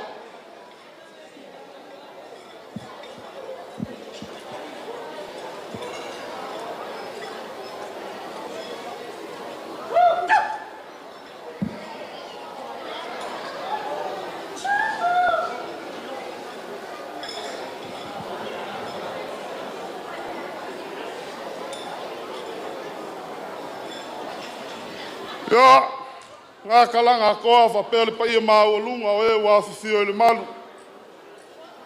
Nge ia fifi malaka sil fainga. Ya o ke mga kua. Amuka isa makukala. Au inga whamanguia mai le kua. Mawale mawakele. Lau susunga ile. Whawhengainga. Wale kawaswinga o le puwai o le ola ni ngai kua o le kelope. Kelengi a nganga fau. Lili umai au wale kau kuainga o le kua malonga whinga ngalu. Liu mai le kala ngā koa. Ya. Maua e kamalima. Pai la unga ngai le kofa. Maua le. Malosi a wale kau kuainga o le akungu. Mai ka le sia. E mai se ngai akungu e le whaingofie. Whai usa mako kala. O le siva Samoa lea. Kua whawhingi o James. O le sunga ia whonki. O ngā antis. O ngā antis. Lea lea fofo waku. O wale aso fifia. Whionga ia whonki. Ia whamole titei. Place au pese Samoa. Siva Samoa lea. Sa. Tony!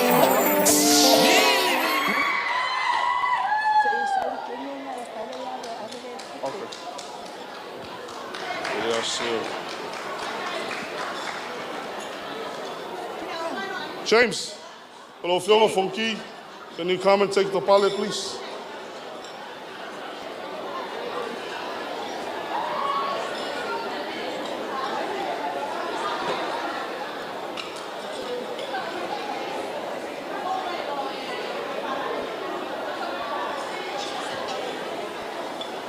There.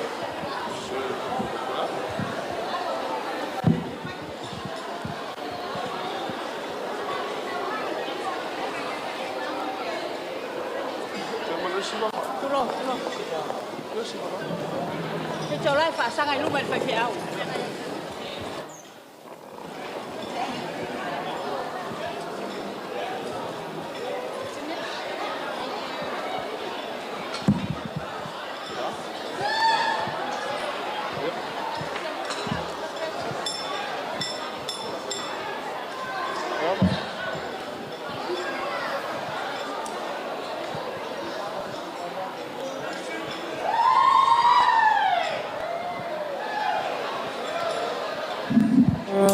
Tony!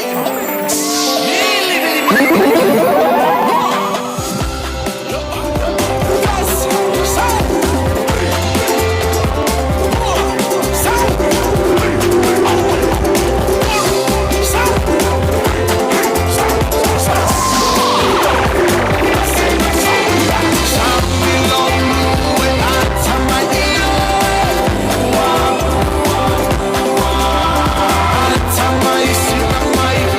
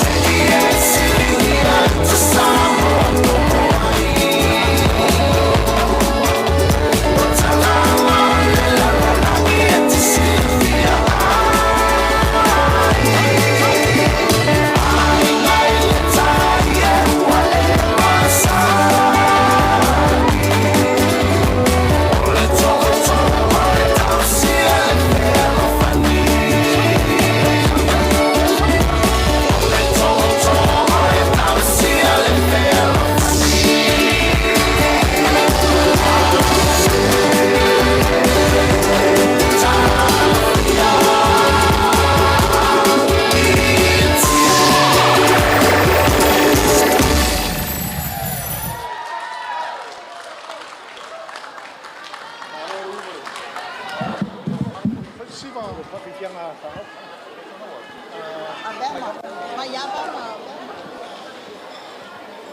have the last dance. Yo sa mako. Sau sangwanga fa Samoa muli lenga fai waira so fifia. Fonkima. Langa mana me au le leo Rachel Finau. Leola. Aloak.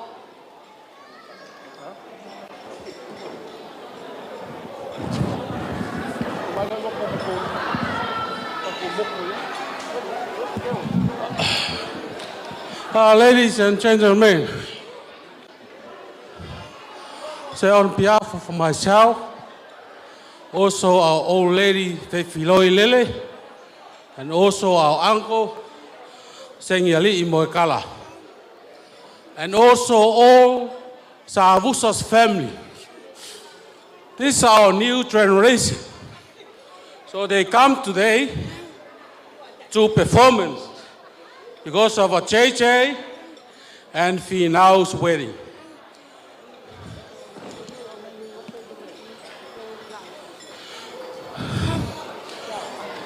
After. Oh, please, can I say the groom and the bride? Can you coming and sitting at front there? And I have to watching your generation, their performance tonight. So, are you ready? This is the only words I say tonight. Thank you very much, the bride's family Tongan, and also Fumi's family Tongan. We are here tonight for you.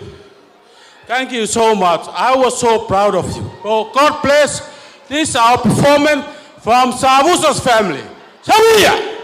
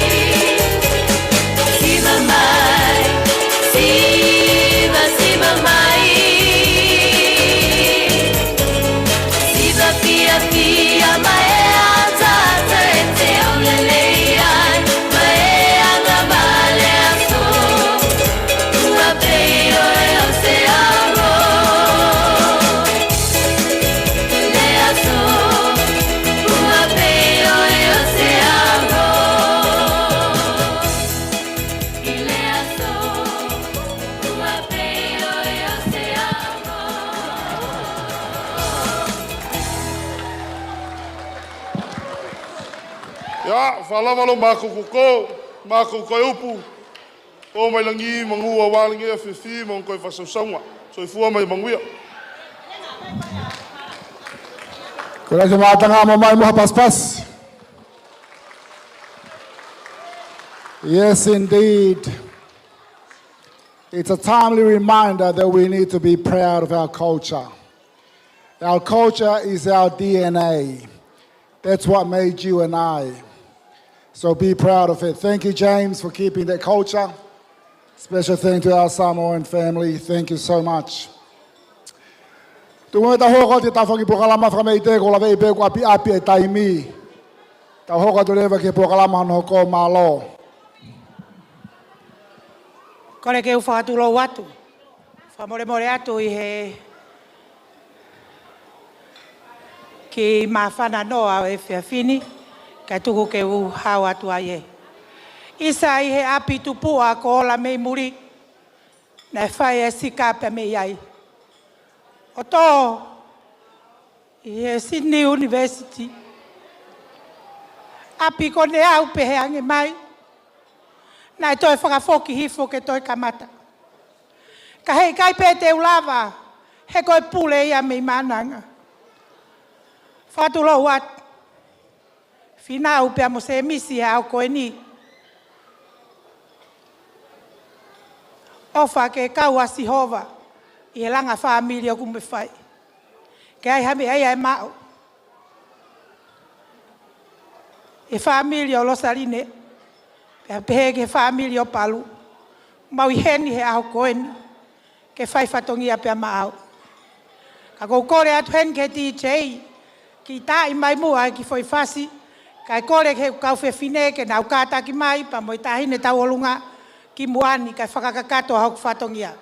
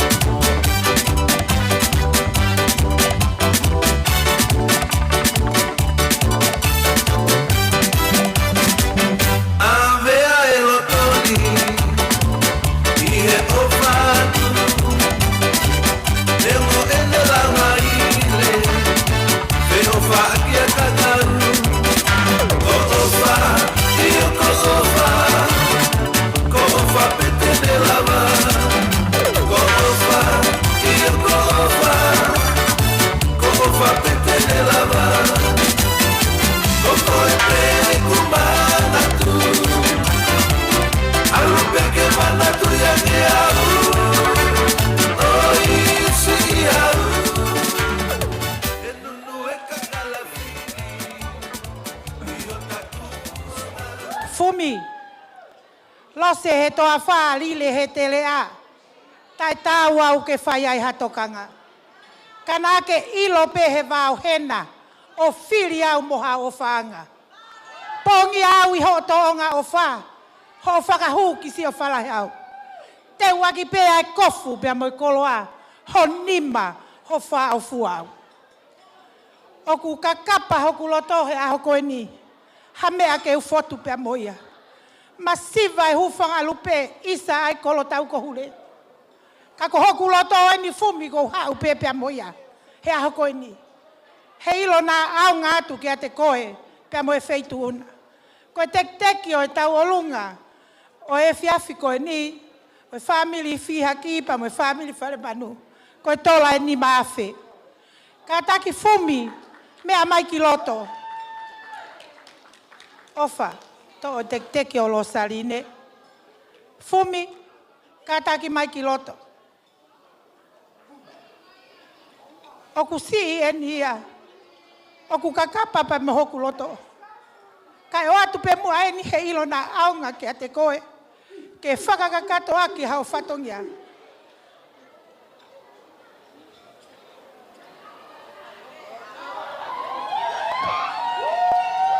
Fumi, I love you more than I can say. You are my number one. You are in my heart all the time.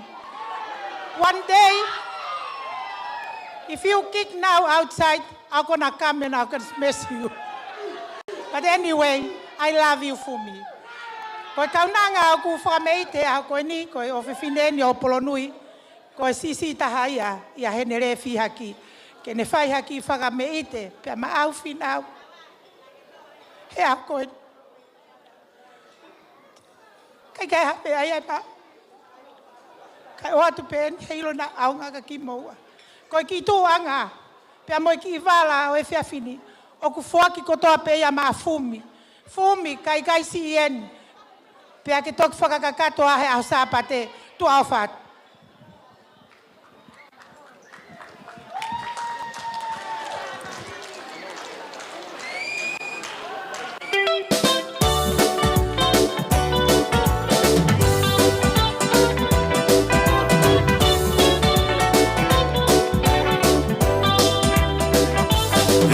Matangi o tala noa mei e tonga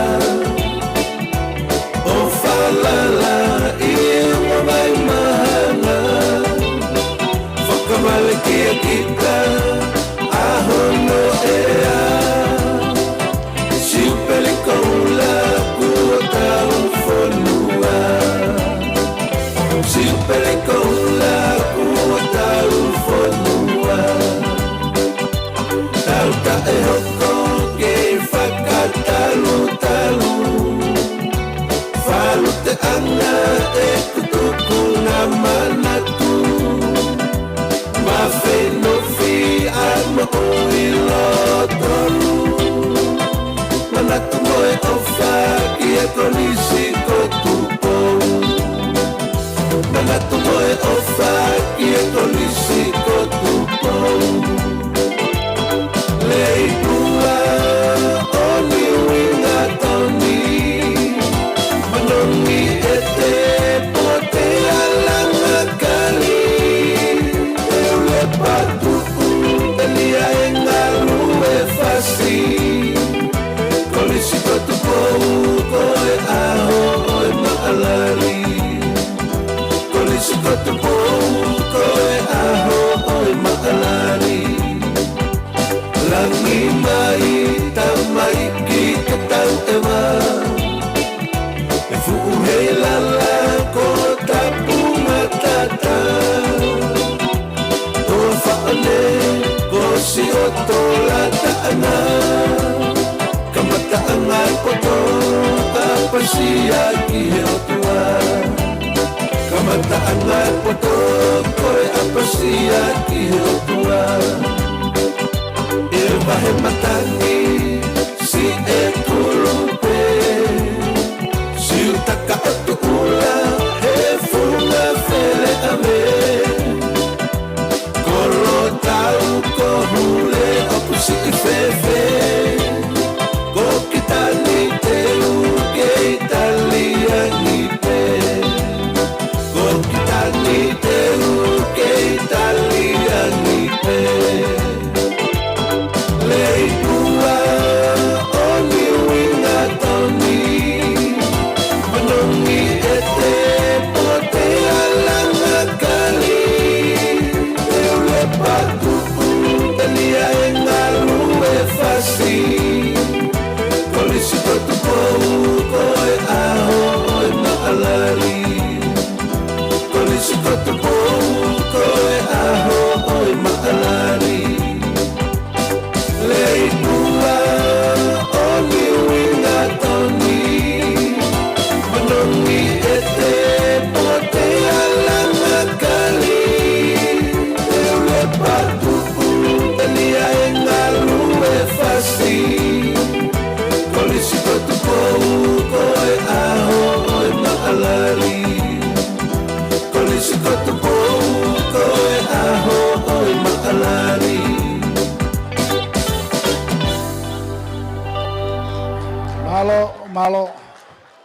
Malo apito, kamalo at ka Finau, kato e talunga koia family whare manu mo family Fihaki.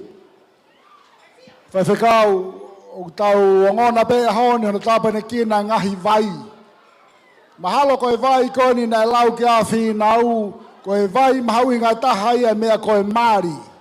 Ai vai koni kui koe vai haka. Koe vai haka koe ulunga ngai ak whe mau ke tau whai he nofo mari kai merino e tau whanonga. Mapaki paki hei lala, Koe fu hei lala i ho whakalupe, koe hei lala ko piki pea vela. Koe fu hei lala ho mau kolo tau, koe fu hei lala ko tapunga tata. Ka kohona tala ku tahape, taimi o kuangi iki ai pea toki alaha hei lala. Pea koe pōni ia. Ta woko mua ke pōka lama hano hoko, e kuapi api e tau taimi malo. Maro, patula wat. Ata boku ke hokat pe tau programa whawhiwhia e pon. Pea koe talunga e poni e konga ua. Ko konga uraki koe talunga ia iwi mate mātonga.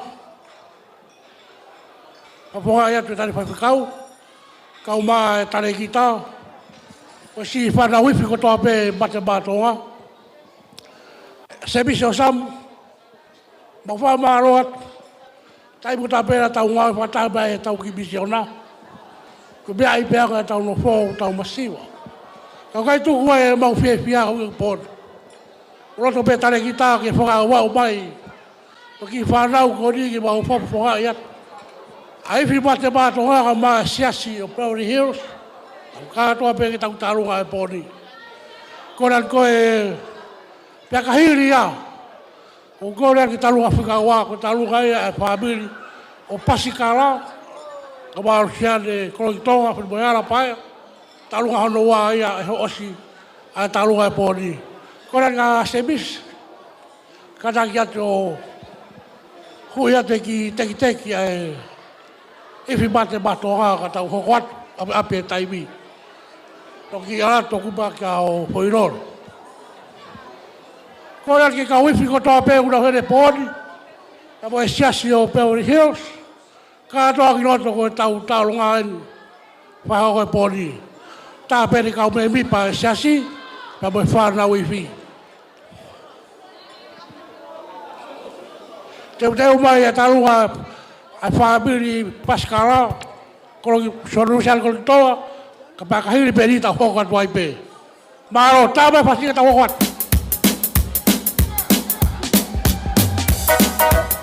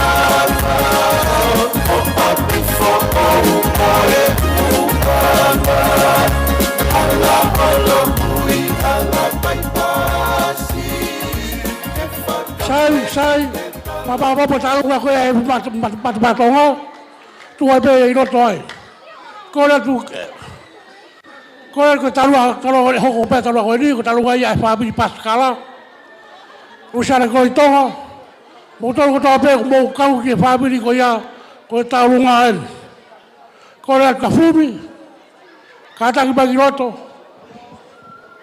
ma watu ai ofa ki fa bi pasiva ko o ba kula ko ma stalik man lau taki mua whaapiri koe ka teki moutor. Fubi. Kora ka fubi ki hao pēpa ki rota hui e teki.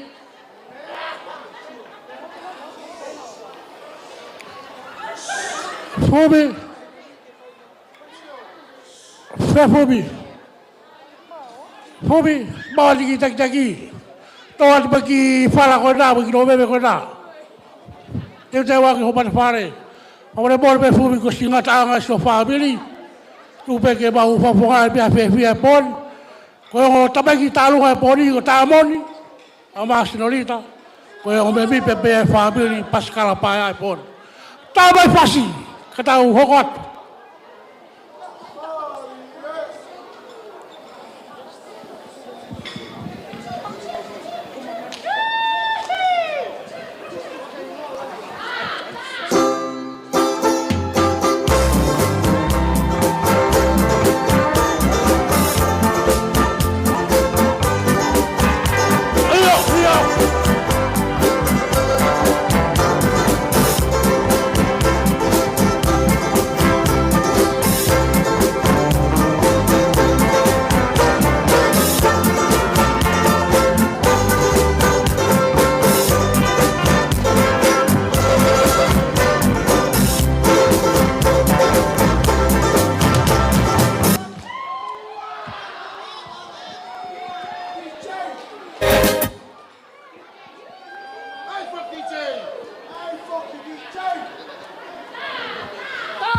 Fubi, foi barulho de fubi.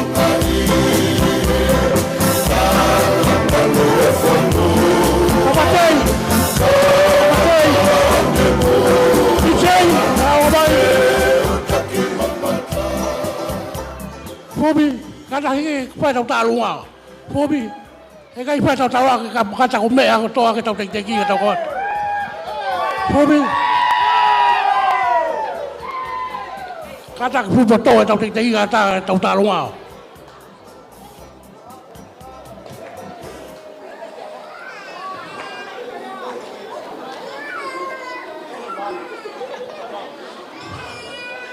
O ba kula ka ba stalik man. Udah tau pe fabi di paskala. Usare ko lagi toha. Tabo ko to be fabi pa ya. Tau talunga de pon. Mau be DJ tui ma ka tau kot.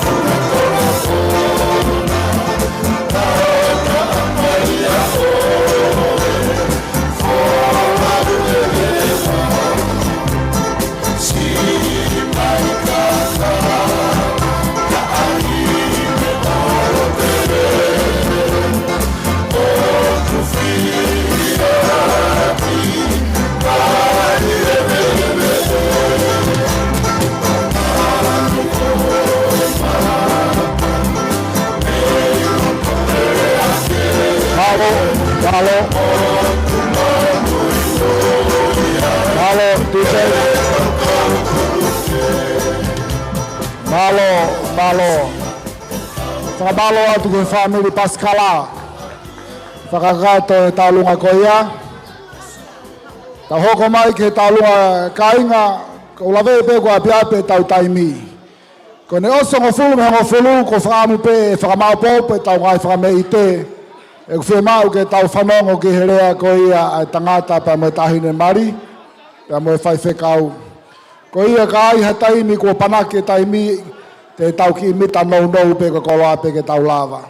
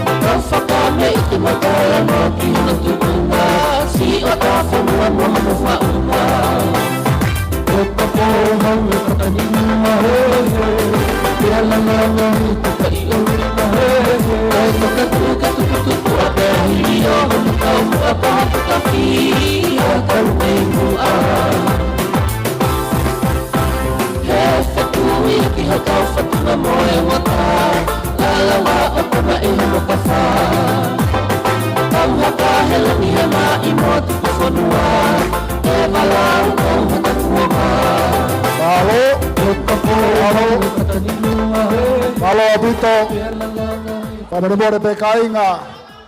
Mita no pe mita ngofua ke tau kakato ku aku api tau taimi. Kuno au fanga tuku hang ko tano e fola. Hau tama pongi, hau tama e fiafi ka te tau ke ipare ta tau pe. Fao ko te blokalama ko se talunga ko ni hoko mai talunga ko ia ai hala tuku tonga. Malo.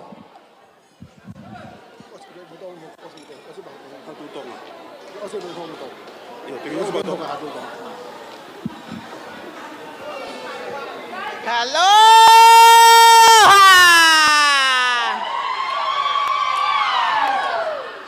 Feafeate! Talofa! Woo! I would like and congratulations to James and Finau for this special day today. Be God in the middle of your new journey as a husband and wife. But I would love to call you, James, to come and accept the gift from your nephews, Johnny and Minga. For your special day, they're gonna do a little dance for you. God bless you and your wife. Thank you. Thank you. Malo.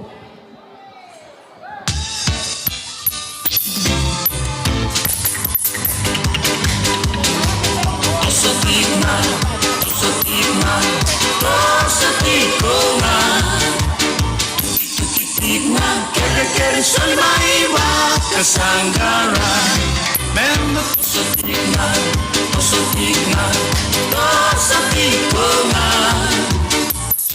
kitikna kere soy maiwa kasangara katuani nare nuanga makawi nakatikna tuki namawa kere soli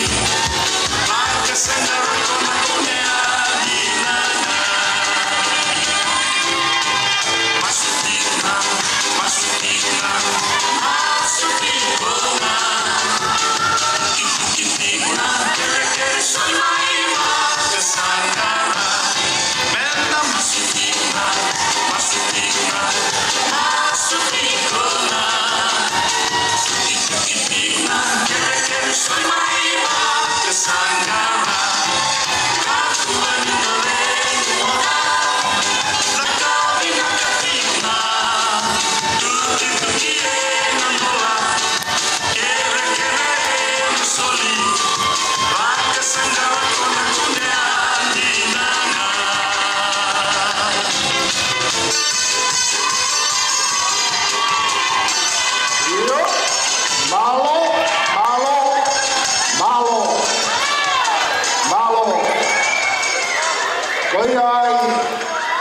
James kama Rachel.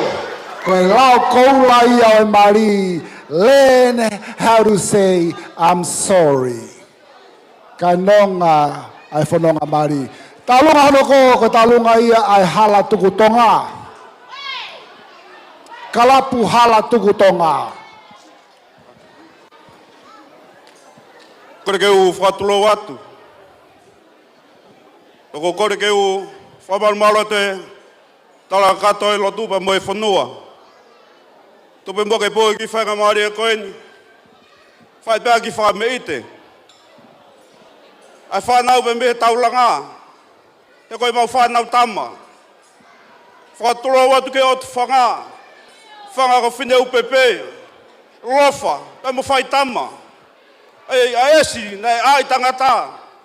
Pa me tafe o rewa. Vai Papu ai. Pa me taulanga i mui whanua. Pa me taulanga whawa. Whakatulo watu. Ka whai ki whakamai te koeni. Koe ware pe ia tama. Koe ki whakamai te koeni te koe whakahoko. Koe whakamai te ia kalapu hala tuktonga. Peko fia ke whawhonga atu. Ai Palestini, pa me kau maulakanga, me kau memi, pa katoa pe kalapu hala tuktonga. Ai whai ki tala munua mo e ofa ke kaunga mamakawa. O kui loa whaka James e tanoa hina ko Maria toa. Peko ia i Maria toa, ofa mai e Palestini. Me kau maulakanga katoa pe kalapu hala tuktonga, me kau memi pa. Pako mauhen mo e toi ki kau memi pa koeni. Ke mau whai pēr ki whai me ite ka te koe. Pēr mau ofala ka te koe, pa me tala munu pa pēr ka Finau. Ka tak pe Maria toa. Nai ke wanga whake e mau ofa ka Finau, ke mau paki a Maria toa, ka iane holange ke kalapu, ko whamare more a Maria toa. A kou ka ki hena a Finau, Maria toa, ka tak mau atai ofa kalapu. Ka tak e titei, tā maa whasi, o tauranga whawa. Wow! Maria!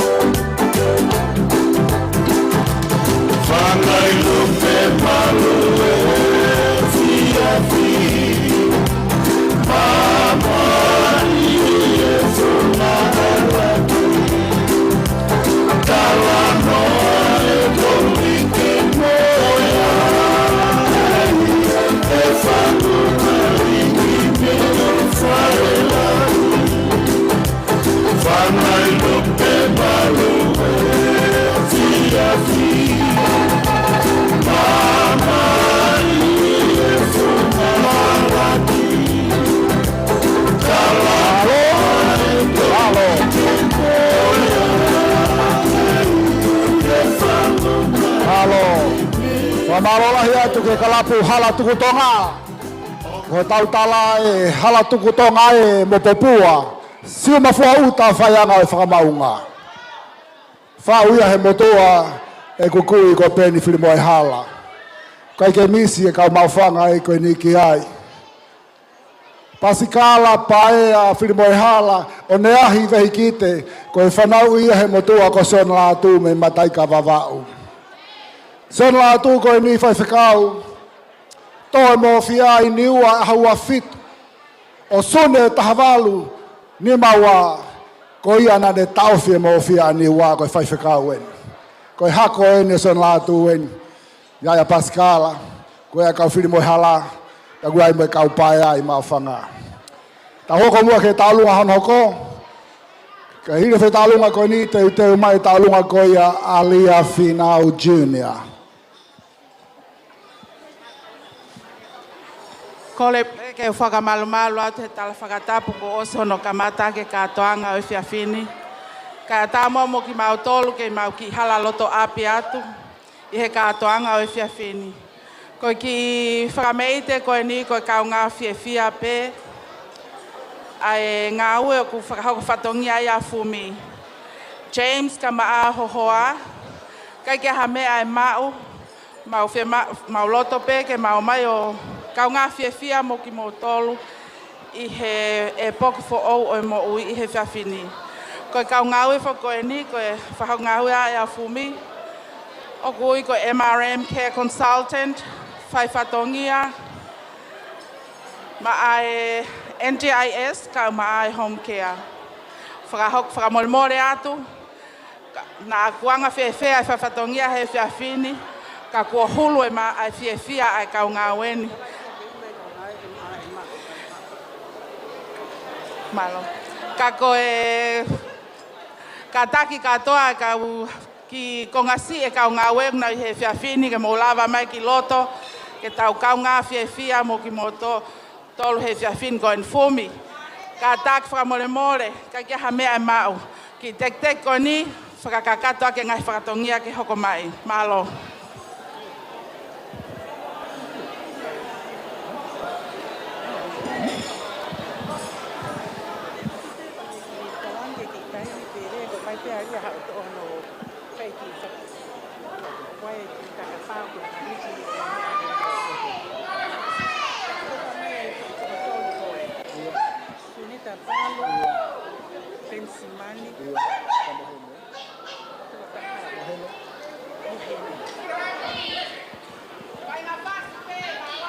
Koe taulunga ko ni TJ ha whahinga whasi peia.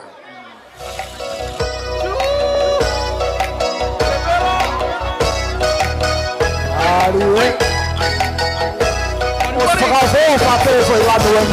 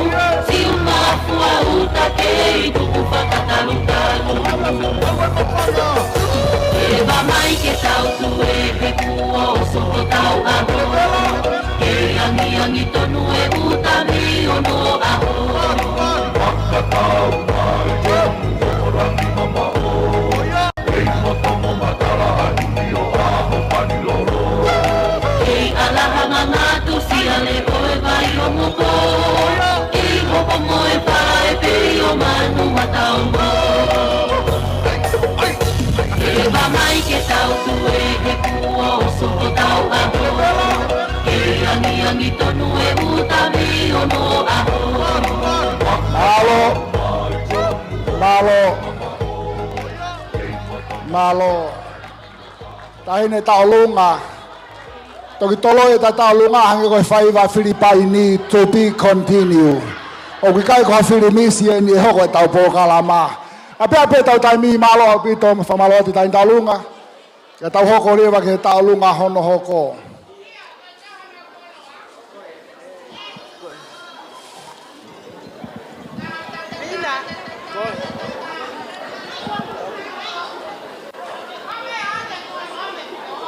Koe ke u whanga te whakatapu o te ngā whaki. Koe kuiheni. Koe kuiheni. Koe hui, koe mokopuna, koe ni e whae tangata aliwi. Pea koe a kou si lava mai mohoku mokopuna. Ke whae ata ki whakameite ki hono mokopuna. Malo e whaamiri he aha koe ni. O wharahi atu ka moutolu. He kai ke whakaloloa he ku api paku. O tiani ka maulele atu ke mau ki iputu e. Malo au pito ka tāmai whaki.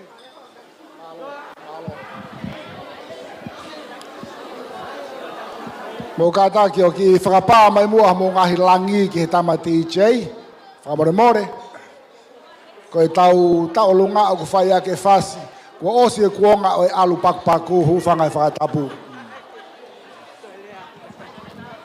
Whamore more te kātaki. Ko kore atu ki he hoa o livi. Hoa o livi. Ko hai kua ko ngaro iau. Ki he hoa o livi. Ha ua hui e... Malo. Malo, malo.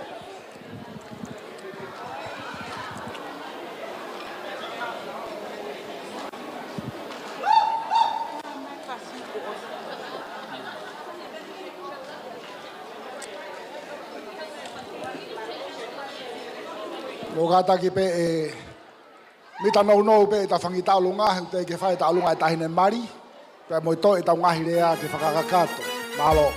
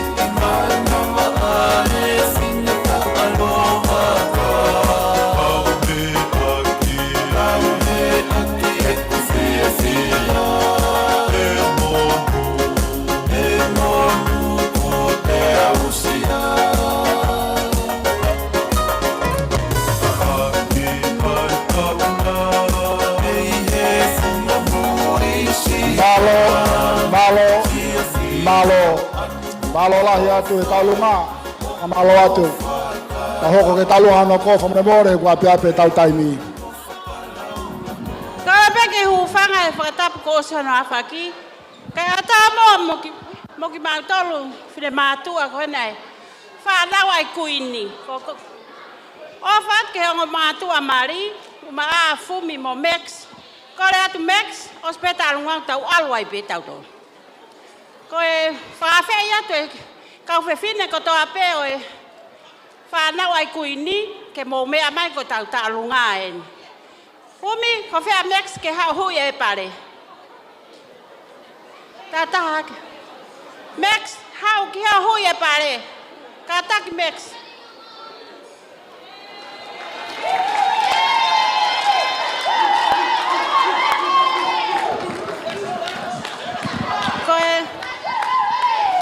Ko foi fasi ko Maria ko ris fefine. Maria ko ris fefine. O fa ka mo tol katoa. Malo. Talunga ne ko ris tutuku ko ia a Queen Salote. Lau kau angai a he tonga, Queen Salote a hoko whaunga. Whakata mai mo kata wholofola, ka asai a he to whaunga.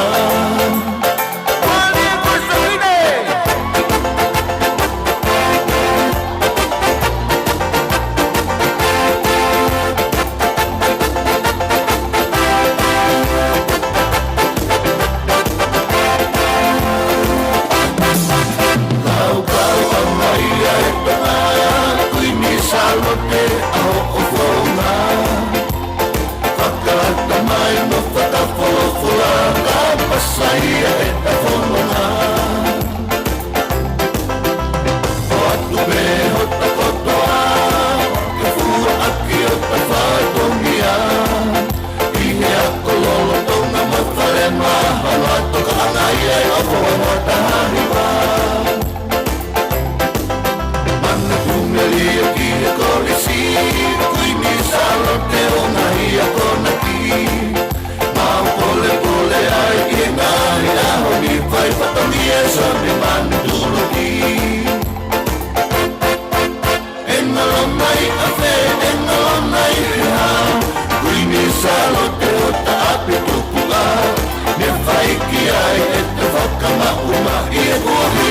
ia mololotonga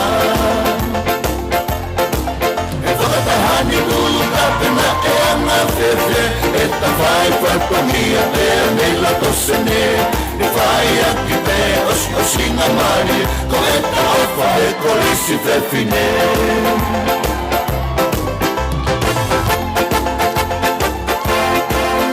Malo Mamalo atu kau fefine Koris Queen Salote Malo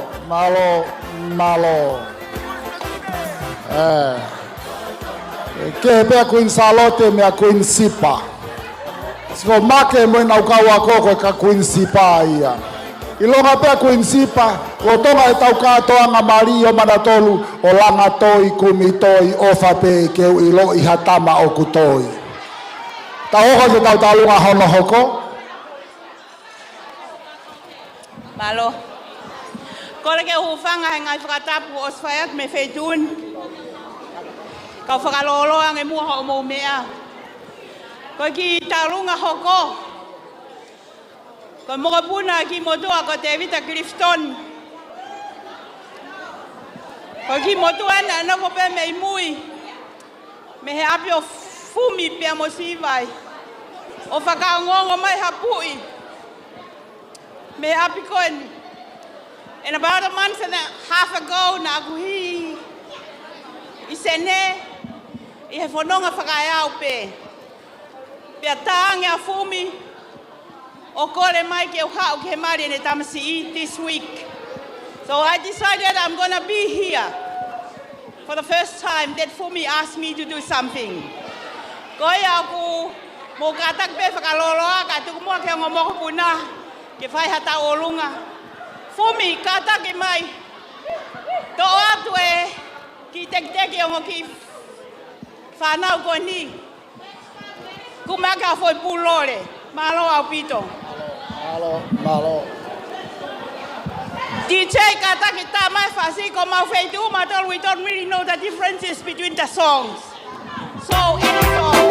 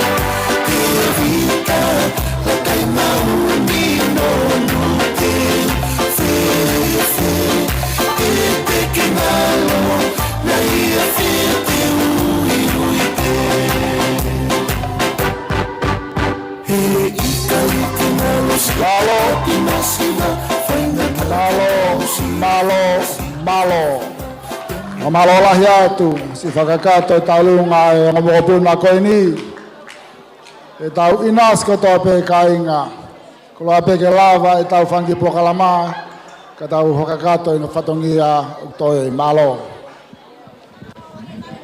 Kole peke utoi hufanga atu he tala whakatapu ko oso na Fihaki ka ata mua moku ki whainga male ko ni ke te whahoko ate ki whatongia ko Kole atu ki he tahine talunga que ne mea mai ki lotonu.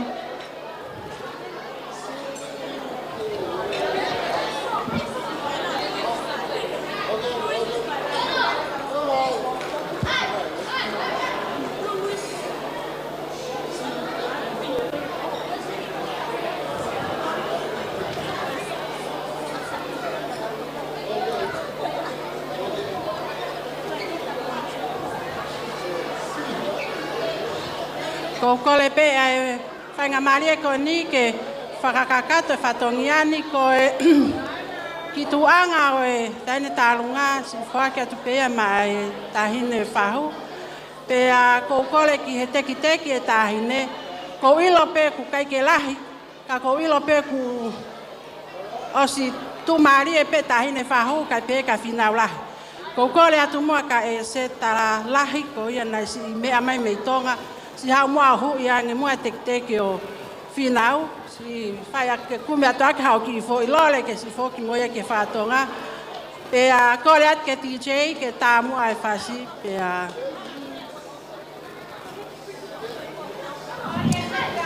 Kore te mātanga, mo mai mo paspasi, ko e tahine mari e ni kune whakao ko e tālunga. I he no molo fōmeti, ko e tahine mari whokitonu kene kamata e tālunga. Kau kai kia halao ia he tau mea whakafonua. Ko e lao peo mea whakafonua, ko e tau he meri no. Ka tawha malo ke tahine mari, ne whakata e pangai ke whai e tau program whawhiawhia o Hawani. Ospena Rachel pa ke tua i pe ai ke whakakato e Alia Junior a hono ki i whatongia malo.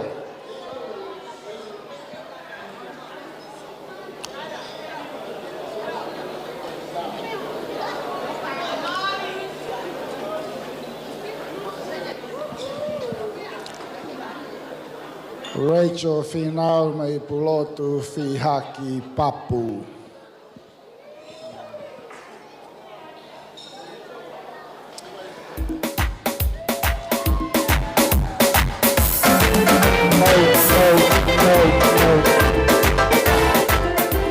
Tataki. Malo. Oleh ke mai fasto tonu. Malo James. Le talamaya au le mali e toa le tupu o Samoa.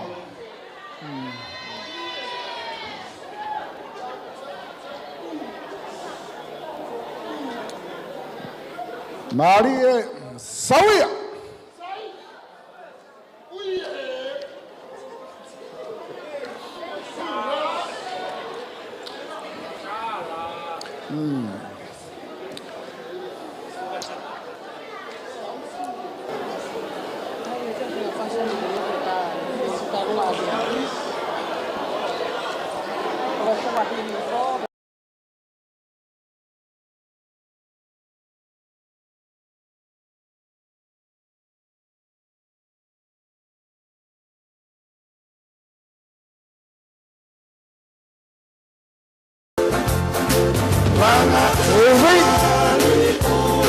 La Macaria España.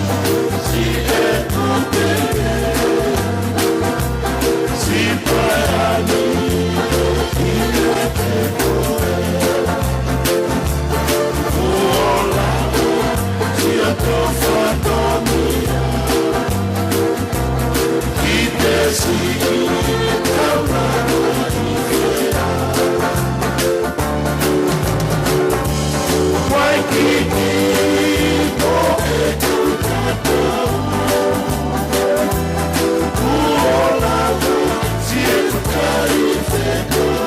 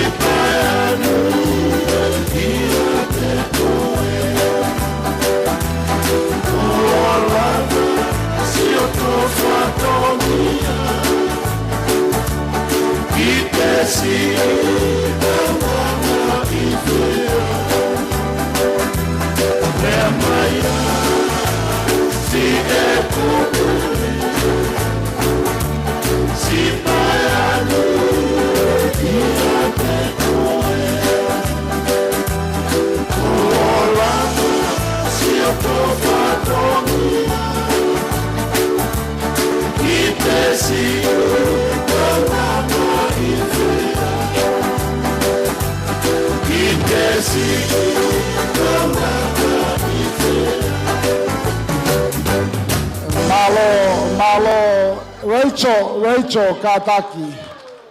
Tua te muai. Ke whakakakato e Aria Rachel Finau Jr. ai ki Polokalama koen. Langakari o e paia, mo e tauranga i whea.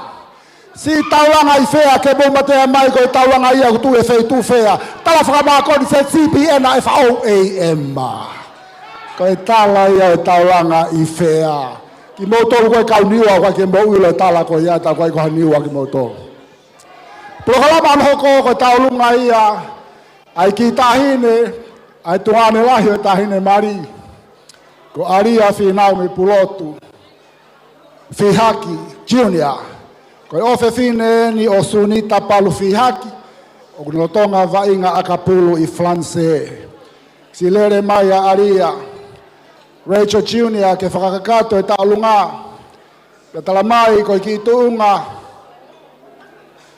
Taulunga Aria Junior, Rachel Senior, ke o atu ke whariki aki ho peito.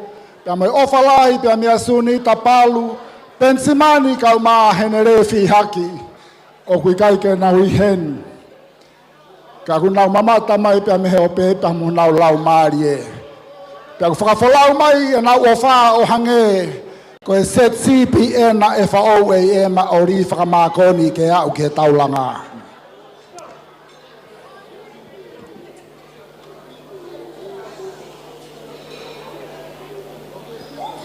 O kui kai koha niua au ka ko hoa mei niua pa ko urea whaka niua i pe. Ki taulunga ene a Aria Finau Meipulotu o Rachel Jr. Tai mai pe ha whainga whasi o ku vave vave. Ke ilo pe TJ ko lausi i ke vave vave pe. Fotu e lo tu ho mau turi ki pe alua tupu i wahe loto moha hake ka mau kei no mo no foa mau tolu.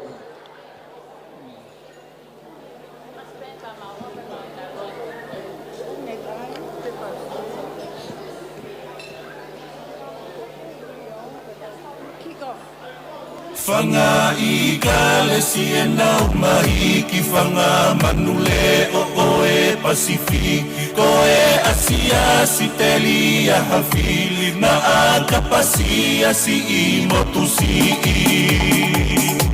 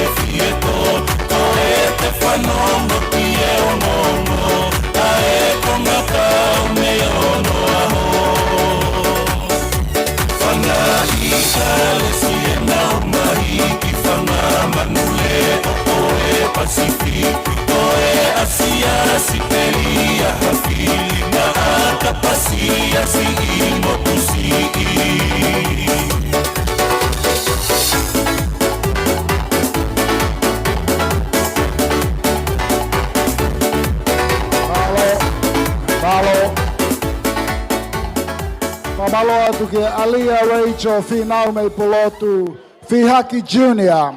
Ko ofe fine lahia o sunita palu Fihaki. O tonga vainga kapulu I Franse ka koe tonga ane lahia o e tahine mari. Ka tau hoka tuwa ke tau lunga ano koe kua pia petau taimi malo kainga.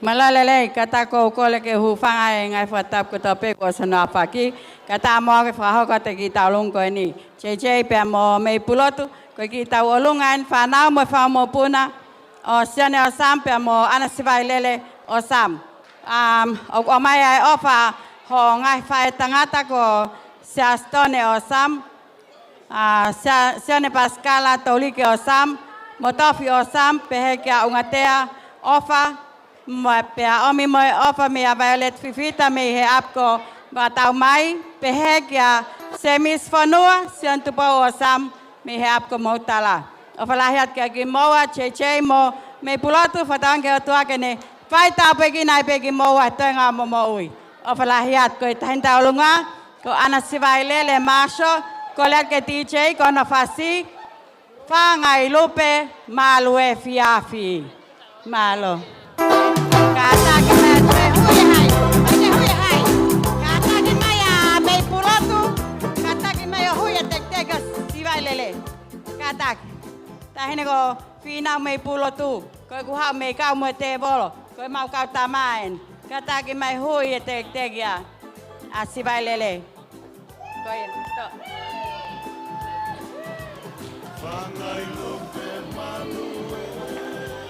come Finau. You're welcome to Hui today. We love you so much. You're so beautiful. Your eyes are so beautiful. Ta.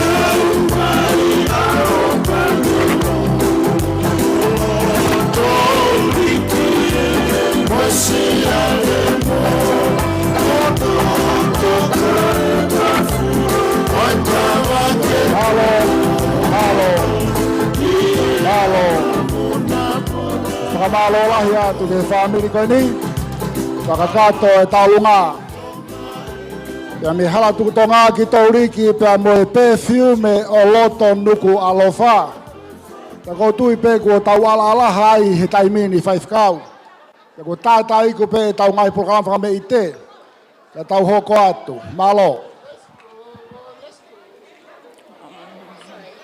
ko kole ke o fangatu he ngai tala fatap ko oso no kamata ke tau katonga kai ata mo o ko fanga mali ko eni ke fa hoko te ki tau lunga hoko ko ko ingoa ko tau favaya o ko lele mai me kol motua mo hu fanga lupe pe o ko ta kai fala ki kanok polu ke ki motua ko lo manvaya pe aku hinga e ku tuat me muani ke fa fonga ya tu ai kui ofa anga afinau tahine ko lo saline mafika nanga Fihaki pe mai toenga no family me hu fanga lupe Finau o koa te mau ofa, mo tala manu, ke te koe. He wha o family for all, mo e whakapoto ko ke whai he a koe ni. Ofa ke whai tapu e kina, koe he o tua, mo ne tatake o whanonga. Pea ke nofu mau ke eiki, koe mea iak mau inga taha. Koe ku tahin talunga, koe ke si lava mai a koe ni, si mo ua he mea iako. Ka ko kole pe ko ku hoa o whanga. Lo mana waya ke lava mai o whai talunga.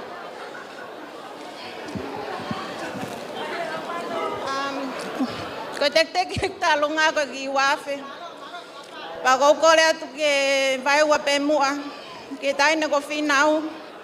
Ke lava mai mua o maua te konga tek ko ni pa koe. Konga ko kole pe ke taine ko ke namesake o Finau, taine ko Finau. Meipulotu latu ke lava mai mua o maua te konga. Talunga ko ni malo. Malo apito. Tau paspasia Finau Senior.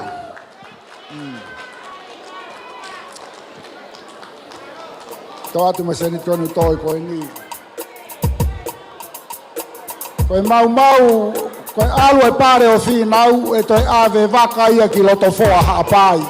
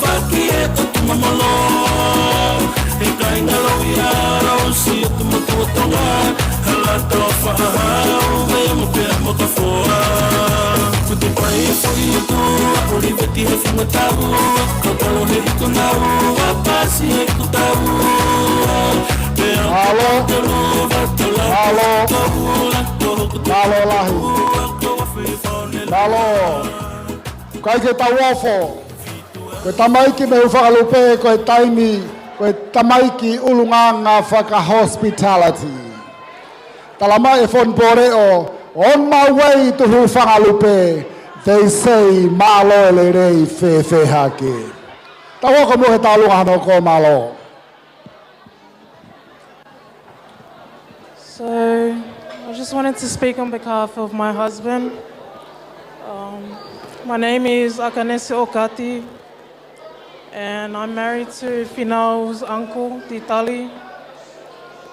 And for the past 7 years, we have taken Finau under our wings, and it's been a massive blessing to Tali and I. We cannot be happier for you, Finau, on this special day. It may not look like it, but our heart is full of love, full of gratitude. I know you long for both your parents to be here in flesh, but I know that they're spiritually here watching over you.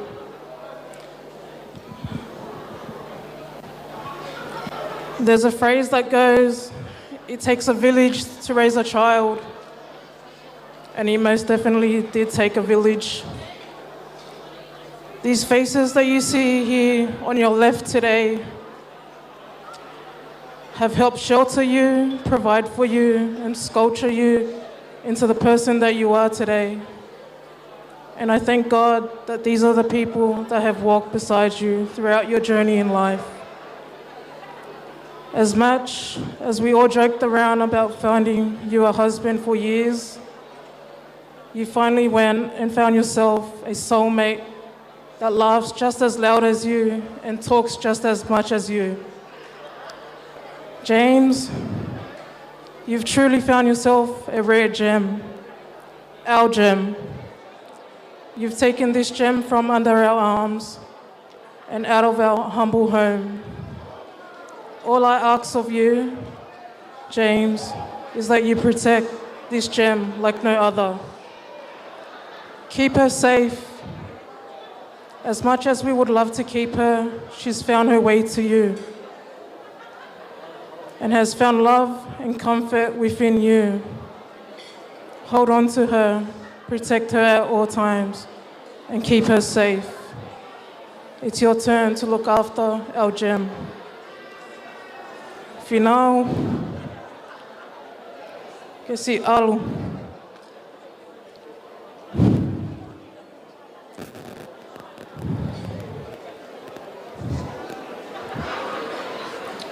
Tuko angea e masi whanau ke hoko atu e matauhi. Aloha kumhomo ui. I hope we've made your mother proud. I've kept your mother's promise, and I hope it showed today. Wishing you and James a happy and longful marriage. Finau, homo pele. Please come and collect. Ki paanga. Ki tek-teki. Masiva manima. But we're full of love. Malo. Malo. What a very touching message. Mo'oni lau ai tau po iloa ko Mother Teresa. It's not about how much love you give or how much you give. It's about how much love you put in what you give. Pamalo atu. What a wonderful message.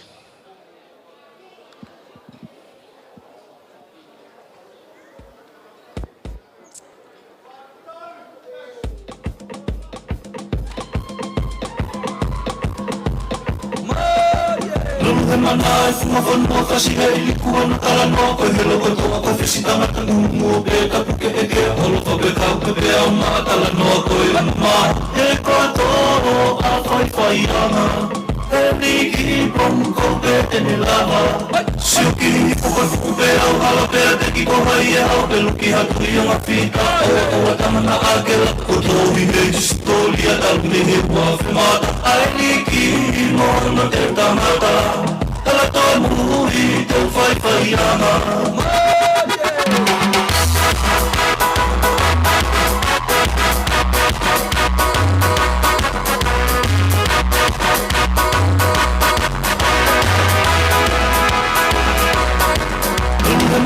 Fuma whanua kasi hei kua na kala noa koe helo koe koa koe whesitanga ka ngumu pe ka puke eke holo whape kau koe pe au maa kala noa koe anu maa he katoa a whai anga he liki pom ko pe ene lava siuki hipu koe fuku pe au hala pe a teki ko hai e hau pe luki hatu i anga whika o a tamana akela ko tohi hei jisitoli a talu ne he ua whemata ai liki mona te tamata Kala toa muri te whai anga Ui sa asi te tāpuni Ui si o himoa Hei lalakangi tāni Meipulotu viti ko Hoto pole kama Whora e whala Tatau alea me koe abo e ki oe te ukanada Aki masati sia mane He laine tata o kai o fo Watanga te whai Kohai e tene ilo, kohai e tene ilo e ki koloni ne ta e iloa Taku he tau kanata, he whamatea ki i lau kau anga he futoa Pera aki wa maungoto, pero toi haaga me oku ne whai a ki he tukulolo Tama te wheni maka te ke lere no hakau whanaka te kasi o koe he ata o kuwha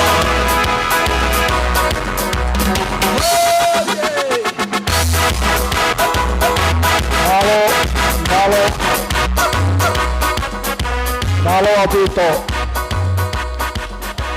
Tramalo atu. Ta Fihaki koi ai fae tahine mari. Koi ke tau fo ai pepe taimi o kuangi angi ai matangi I hala toa mui. Tano pea uma o funga whaka ala. Kainga ko lave I mahau toi pe tau foi tau o lunga e ua.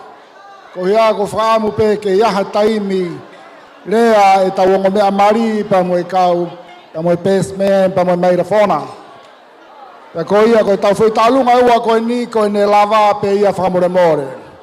Hei kai to e riu mai hapolo kalama pe heni ko e tātua taha pe pa mahu inga e taimi ke tau whanonga e pe me ongo mea mari whamore more. Ko insipa te ke to e rea. Ko to e rea e ko ni ko e kumi mari ia.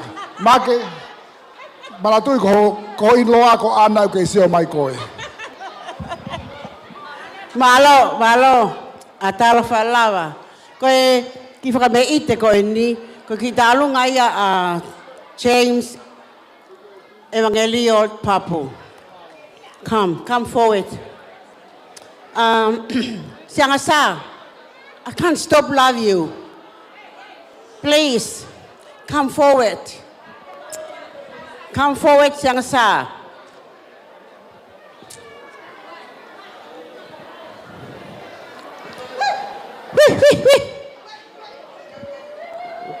Say James auntie, is Siangasa.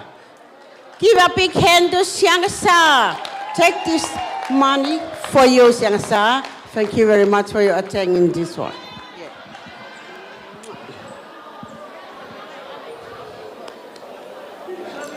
Malo, DJ, tamay for ifaskoni ko taalong aya a James falanglangi o Siangasa ko no mehigtanga. Malo, tamay DJ.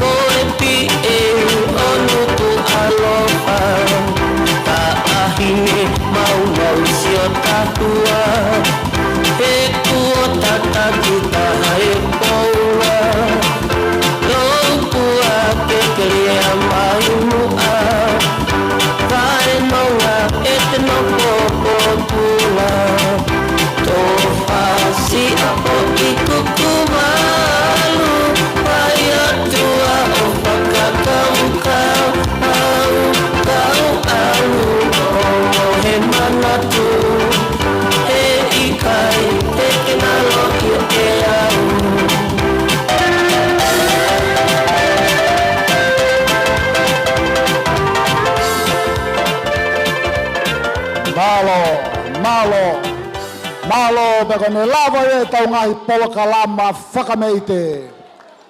Ko whamalo lahi whai whekau. Ki he whasi kua whakaosi ake e tau ngahi poloka lama whakameite. E kupehe mai e whasi o ka ekere wau e ha sola. Pea ke tala tonu si o kuhingoa. Ko meri e au ka e toki kona ko e PA o nuku alofa. Ka inga tonga, whanonga mai kau talatu e whapuripuri koe ni. O kui kai ke lava he toke tai a moe maa ke huai ki he wani.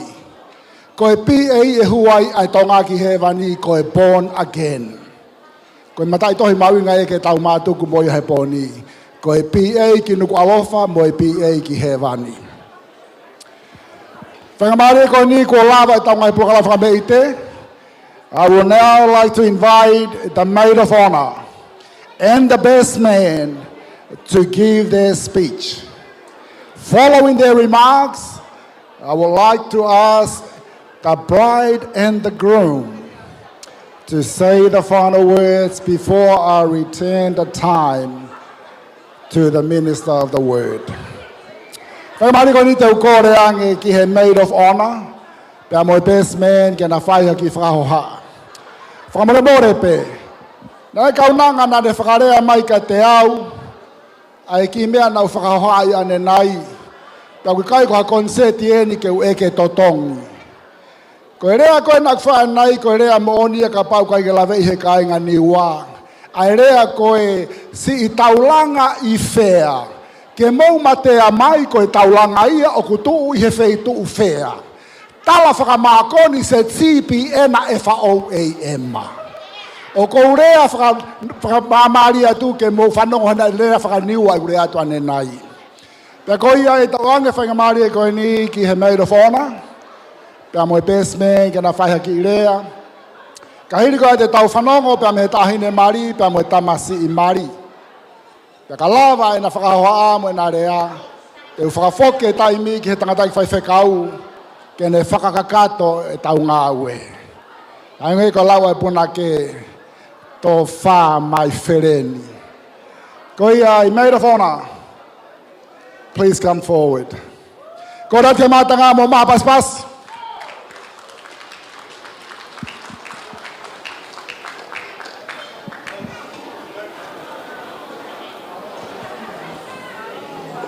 Tapu kia whia tua e tata mai koe alo, lau mālia mānyoni, koe tolu, koe tahape.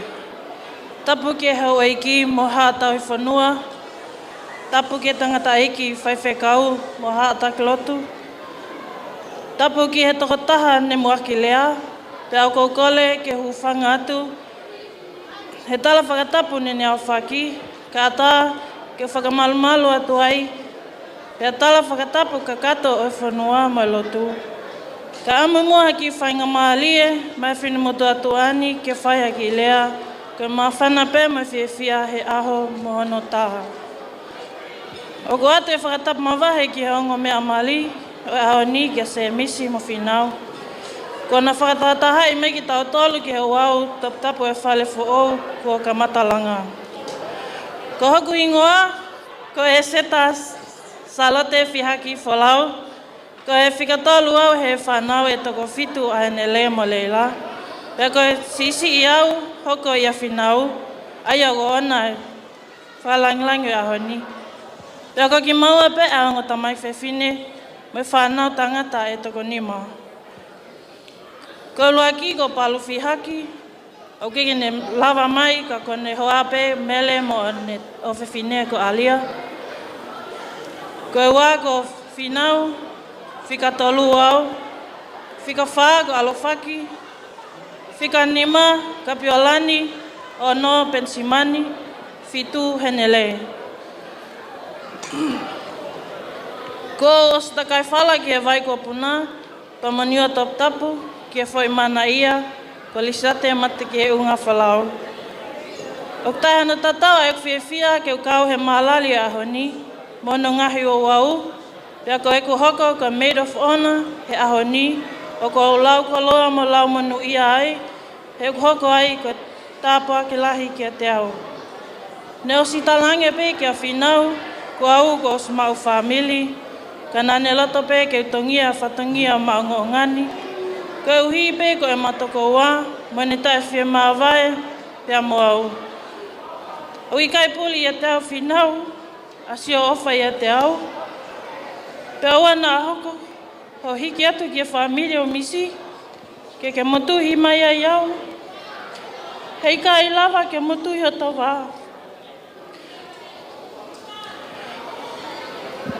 Ma whetau, Fihaki o e ta wheo whaki.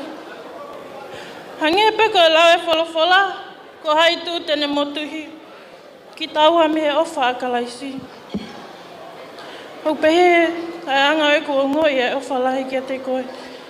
Kai kehe, ho iki ma ka inga. Tuku pe, ke whai talatala ki e anga e kuwheohi. Whakatoko ua mo e ku whekaanga aki. Kama sio ku tau ke te, tau ke tahine mali o e aho. O ko pehe, o kau, au he tahine manui alahi ko uhi ko hoka Finau. Ko tau ke te kia te au. Neonga ku lahi i au, ka ne hange pe au ko lahi au i ai. Ko uhi e nā whai te liha pe au i ne mea ko toa pe. Te wawe au e ne ngai ko loa mo mea mahu inga aku ne mau. Kai kata pe ia. I kai pe ita ia mea. Ko tahine natulanga lelei. Mo whakaofa e tahi mila. Pena i ke whakauru i la tai e ne ofa ia te au. Hui kai, te maua, alea whiunga pe tau, ki whakamalo i a ki siotoa. So ki te hina ko au, hau whonu mahu hau ku loto i e unga ia. Mai ofa lahi kia te koe. Uki haka pe koe takita. Mai tako niofi kia te au. Finau. Kainga. Ko Finau na ohi e makui. Lo sali ne mafkaunanga Fihaki. E maki tonga. Kainga hia ui e se tala. Nei ki he tupe ofa kaka ia losa ia Finau. He kone mea lele i pe ufufu i mabiki a anga Finau. Ne tala pe ko Finau tala vautaha. Kako mea mali e ne whiunga mau pea Finau. Ke tala ngofua mabiki a losa. Peko ia, ka oange losa hawhanga ki iwala. Tui pe e Finau whaki ko ui ko oange losa. O ko manata o ki ai. Ko whakaholia. Ko whainga wala ko tale au. O ku oloku onga. Pena i kai keu tui e au. Ka whe mate i pea Finau i anu tui. Ko tui ka pane sio a misi ai mahale mole e pe ofa i a misi a Finau. Ka make he anga ia a Finau mea te au. Ko tahine nei mo i talango fua. Pea neongo e ku hoko kua whakatupwhili i maupe ki ai. Kana i kai pe ke tokanga i ki ai. Neongo kotoa e ngahi ngoe lele. Mo tokon kotoa pe ko ke whai Finau ma aku. Kana i ai pe whanga ki mea ia.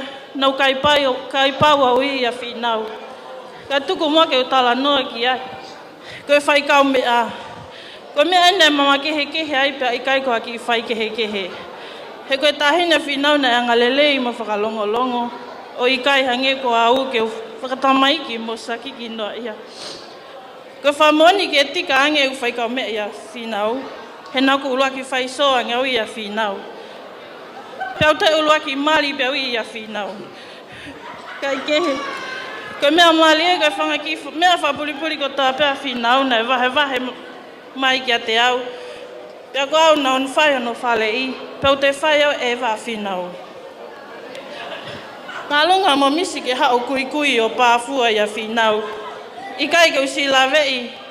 Puka haa nei uhinga ne sa i ai pe toa i a misi a Finau. Kai kehe koe ahoni. Ko mo whai e whapapau. Ma whewhua kawa aki. Ke mo nono e kawha o wheofa aki. Ke mo hoko ko kakano pe e taha. Ko hoko e ua ko e taha pe. Pea ko tala monu atu. Kia te koe sa ko tau kete. Pea pehe ko se ofa ngā. O atu tala monu kia te ki moua me sa me te au a fitu. Pea whamanatu kia te ki moua e mahu inga ke kau a Sihova. He langa e whale fo ou ko mo kamatai. Kai kehe manatu i mau pe lea ko e ni. Ko ia ko ala ke kau e palau. O ku whia mao le vaia ke ua toi kilo holo na hoko ha extend. Ko family ku olanga pia whahoko i o tua. Ke ua na toi holoki ia pe veuki ha taha. May you both live happily ever after o whalahi atu kia moa. Malo.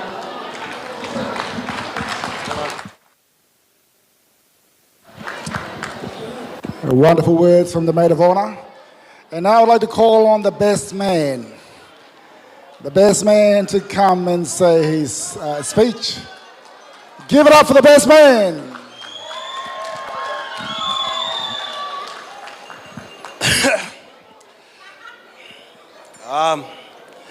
First and foremost, I'd just like to thank the Heavenly Father for gathering us all here today. I'll be very honest, I had no speech, eh? Feel whaingai peke o hola.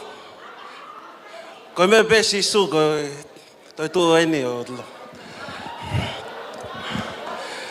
I had a big speech waiting, but because of time, I'll keep it short and sweet. Finau, welcome to the family. I'd like to say thank you. All these years, JJ's been relying on me. My Lord, there's a bit of pressure off my back now. But it's onto yours, poor back. The only thing I can give you is my support. I'll always be there for you guys. If you guys fight cover and you can't get a hold of me, tāma ki au, te alu fushe shana we. The only advice I can give you is, JJ, happy wife, happy life. Malo, ofatu. Very short and sweet from the best man. And now, ladies and gentlemen, it's the final time that we are going to hear from the bride and the groom. Mr. and Mrs. Papu, may I invite you to come up here, please, and say a few words. Kona te mātanga moto māpas pas. Ang mea mari e aho, a manaki ke nā tuku mai, ha koloa mo ha whamalo ke whamiri. Tau rako ang pewhenga mari e ke tahine mari e aho, pa tau te ko ang ke tangata mari malo.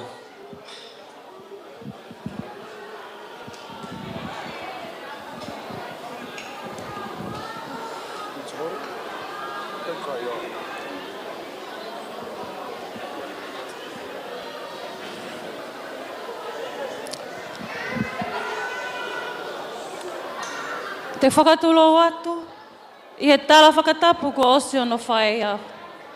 Kuna whaki e ngahi muaki lea. Pea hūwhanga atu, he tala malu mo hao e whanua mo e lotu. Pea tala mo ka apui, ki he tuunga katoa pē, o ku tonu ke whakatapua.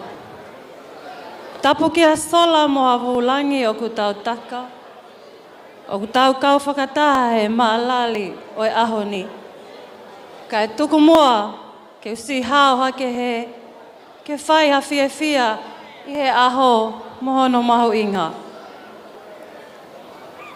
Losa he toa wha, lile he te lea, ko hai au ke whai ha tokanga, ka nā ke ilo pē he wao hena, o whili au moha o whaanga.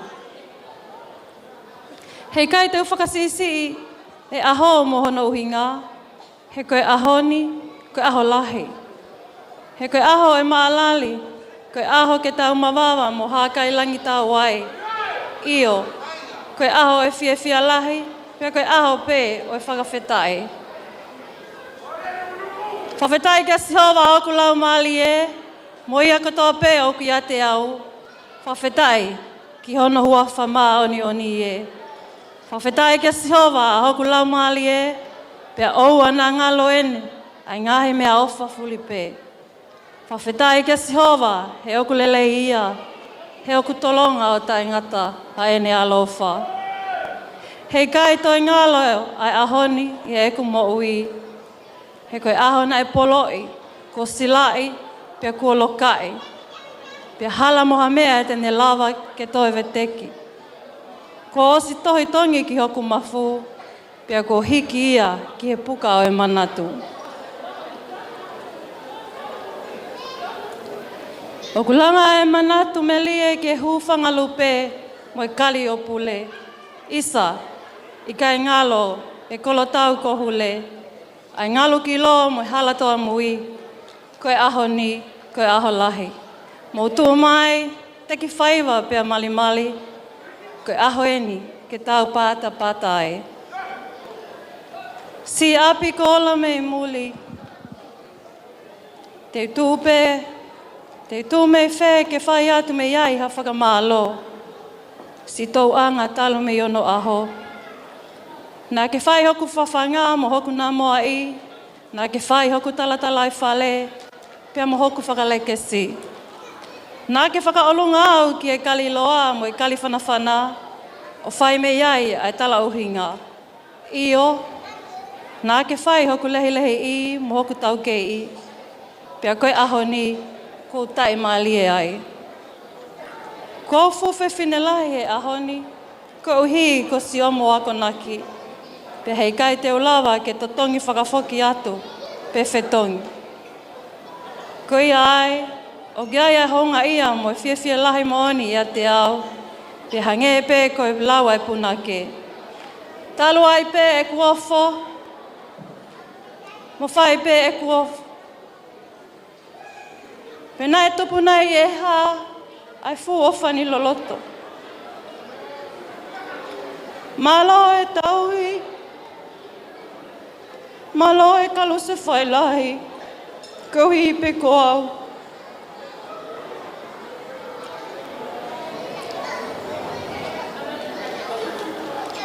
O kulanga e ko manatu ki si e kunga matua.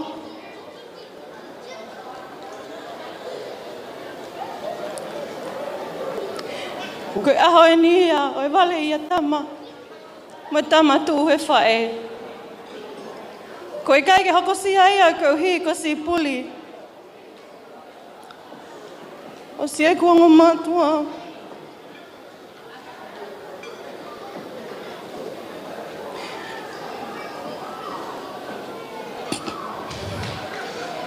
Henele mo leila. Whakatawange o kumosi toka i hei nonga mo whia maali e o tua.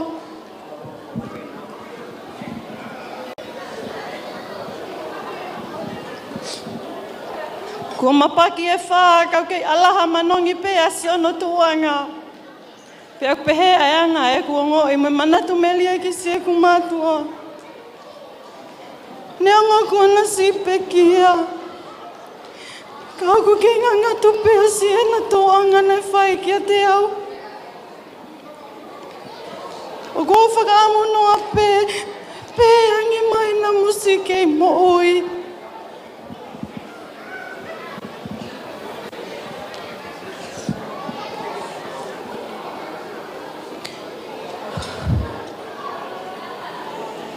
Ke mo kau whakataha moa he ahoni.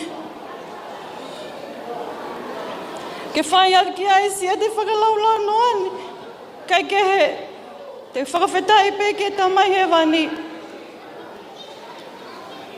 Pe aku kei hao pe, a si ene pule. O ngō mau hao whalai atu ki a te ki mohua. Koe ahoni, kua au toki o ngoi, ki hoku loto. Ai mole atu si e kua matua. Pe aku nofo ai o whakaahanaua.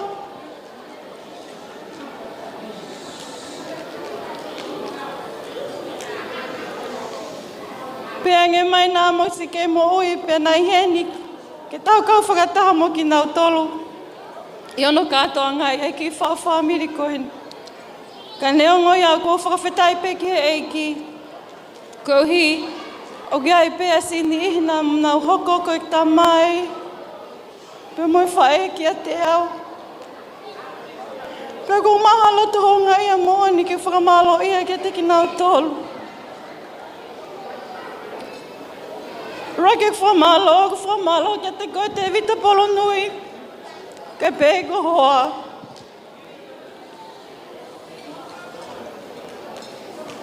E fōwhōtai mina kong ieni ai. Ko mo tau i whakatamai, mo whaene whai kia te au. Malo e ofa tama, malo e ofa ki whai toka. Whakamalo e nge kongo anti. Ke whanga anti. I kai te maulau ho motu unga. Ka ku mo hi foi fo pe te hoku ko whae ki te au. Ke tau tau te whito ki te koe Finau lahi. Malaho ofa. Whamalo e ni ki e ku angolo. Ti tali ka pehe kia. Nes.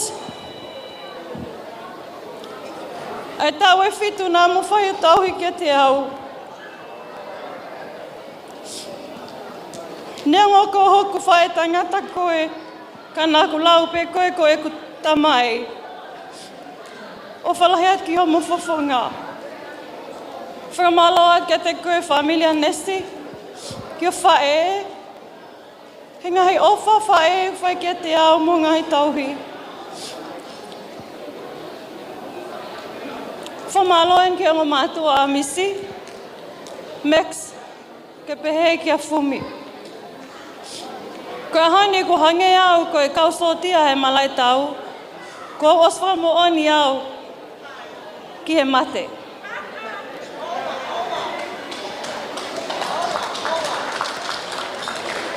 Ko e whakamoni ki he tali te mo misi.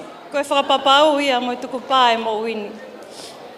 Ke talango whakakatot ki a te ki moua, o ta tau he alo maalie, mo alo tā maki, pia ka pau koa mea ia ke hoko ke mole ai e ku mo ui, pia mate ai pehe ko hoku loto. Ko e kule ai e mo oni, ki a te ki moua, he ko sinoni, ku o luwa ia, pia ko pano, ke whai aki hamo whekau. O ko mau hao whalahi at ki a te ki moua, malo si o mo tali lelei, ke hoko a se misi, ko hoku huse pāniti o whaanga. Pea teu tauhi ia o whakatatau ki e fuakawa nā ma whakahoko, i he tokoni ai eiki.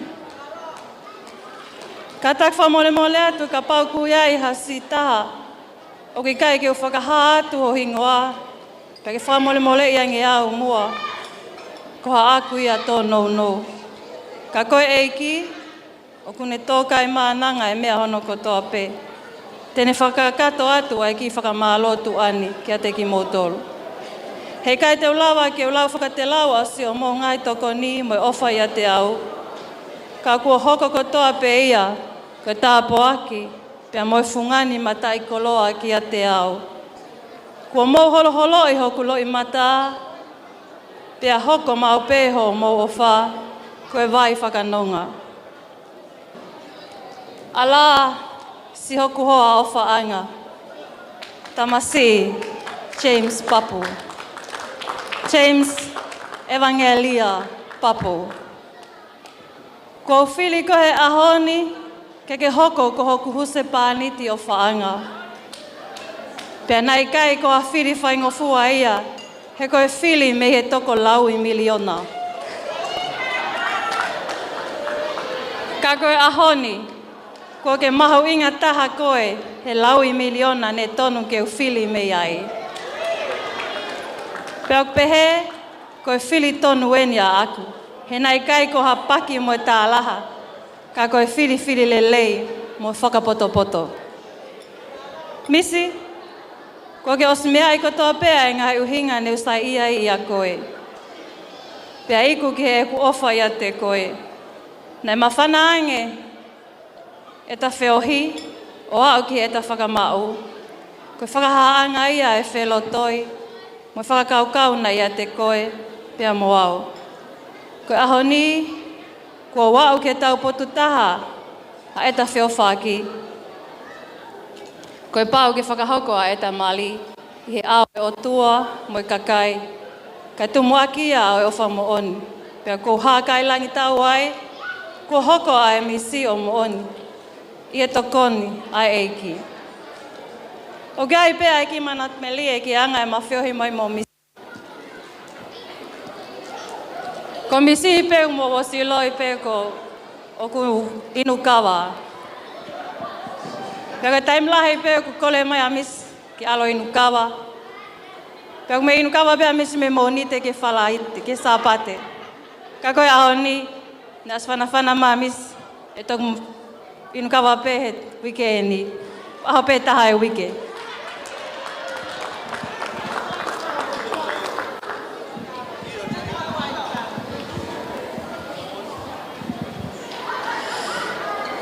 Kainga, koe ahoni ia.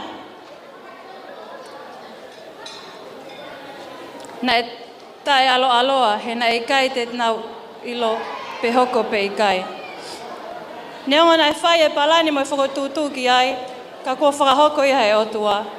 Pe au tāu pe ke whakamalo ia ai pe hono huafa mao ni oni. Io, kua ne whaka ai he tainimi, ne kotofa pe ki ai, malo sisu. Ne ai ai tangata na ne pehe ki ono kaunga mea. My friends, there are no perfect girls, but there will always be a girl who is perfect for you. Missy, neongo ki kai ko a perfect girl au, but I know I will always be that girl who is perfect for you. Pea koe toi haale vaia. Koe kofa kia te koe Missy. O hange koe lea e poto laulo taha ko Solomone. O ku kaukaua o hange koe mate. Sika inga ofa no kotoa pe o kua lolo he whaleni. Mo ka tak pe mua. O kui kai te umo ua halea pe whiunga ke whakamalo ia kia te ki mo tolu. Hono kotoa pe. Ka kofa tawanga te tau tutuku he ahoni. Mo lau maali e lelei o e fia, mo e melino. Ka sino mea ke toi mawhana ange e tau whetawhea ki e ofa. I he ongo whamili, mo i ka inga ofa kotoa pe. Koe mea peia ilo ai a maamani, koe whanau ki tau tolo ai otua, o ka pau te tau whiofa aki. Ofa lahi atu ki ate ki mou tolu, hono kotoa, tua ofa.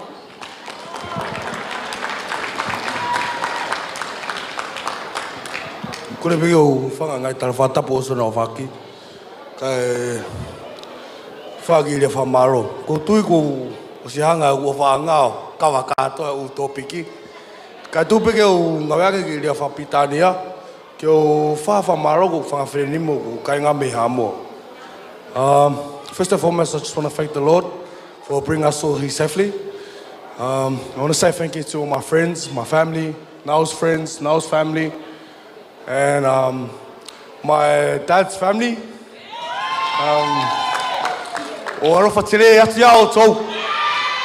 E rei masa kupe maua. Aore pusa vai lima. Se umarea. Se fa paska pia. Se la peidla. Arofa al. I want to thank the whakekau, whahu, o whahu, o family. Thank you for everyone for turning up. And ofa ke whai tapu eki na motoro eki. E ofa ku mo whai he poni. O atu hao whalahi me au. Mo ku hoa o whanga. O ware he poni. O une talat. Na o whana. Kau nei lo lei pe ko tui ha moa au. Pa ko o ware o une pule i au. Ko kore at ke kau tama ko ne kalapu hala tutonga. Te o toki shuat ka motoro he tau fo au. Ka tu ke o ki pai ha tau e taha. O what, ko e ia peki rea, tua iki o what. Maro. Well, there you go, ladies and gentlemen. Let's give them a 3 cheers. Hip hip! Hip hip! Hip hip! What a blessing it is to witness the wedding of Mr. and Mrs. Papu. Ladies and gentlemen, I would now like to turn the time over to the Minister of the Word, Finau, to give us the closing remark and also to close our celebration. Much have been heard, we have seen so much. But like the great John Wesley said, after all, or the best of all, God is with us. Whaiwhikau si mo te Finau.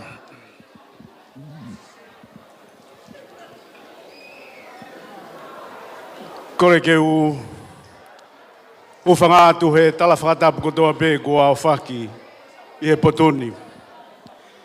Kaya tā mua moku ke whakamonua i koloa. Ka ki mua ia, ko kore atu ke tau whai mua e ki whatongia koen. Kore atu ke a fumi, ka tā ke o mea mai ki hen.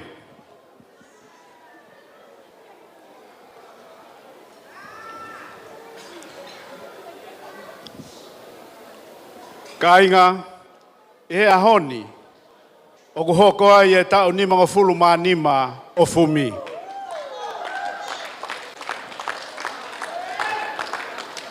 Fumi, ke tā bua ki mai ko e Sihova mone tau hui.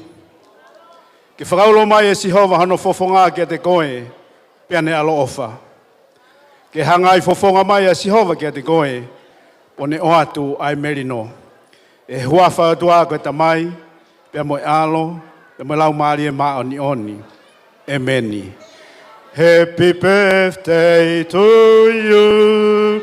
Happy birthday to you. Happy birthday for me, Papu. Happy birthday to you. Happy long life to you. Happy long life to you. Happy long life, dear for me, Papu. Happy long life to you. Thank you for me.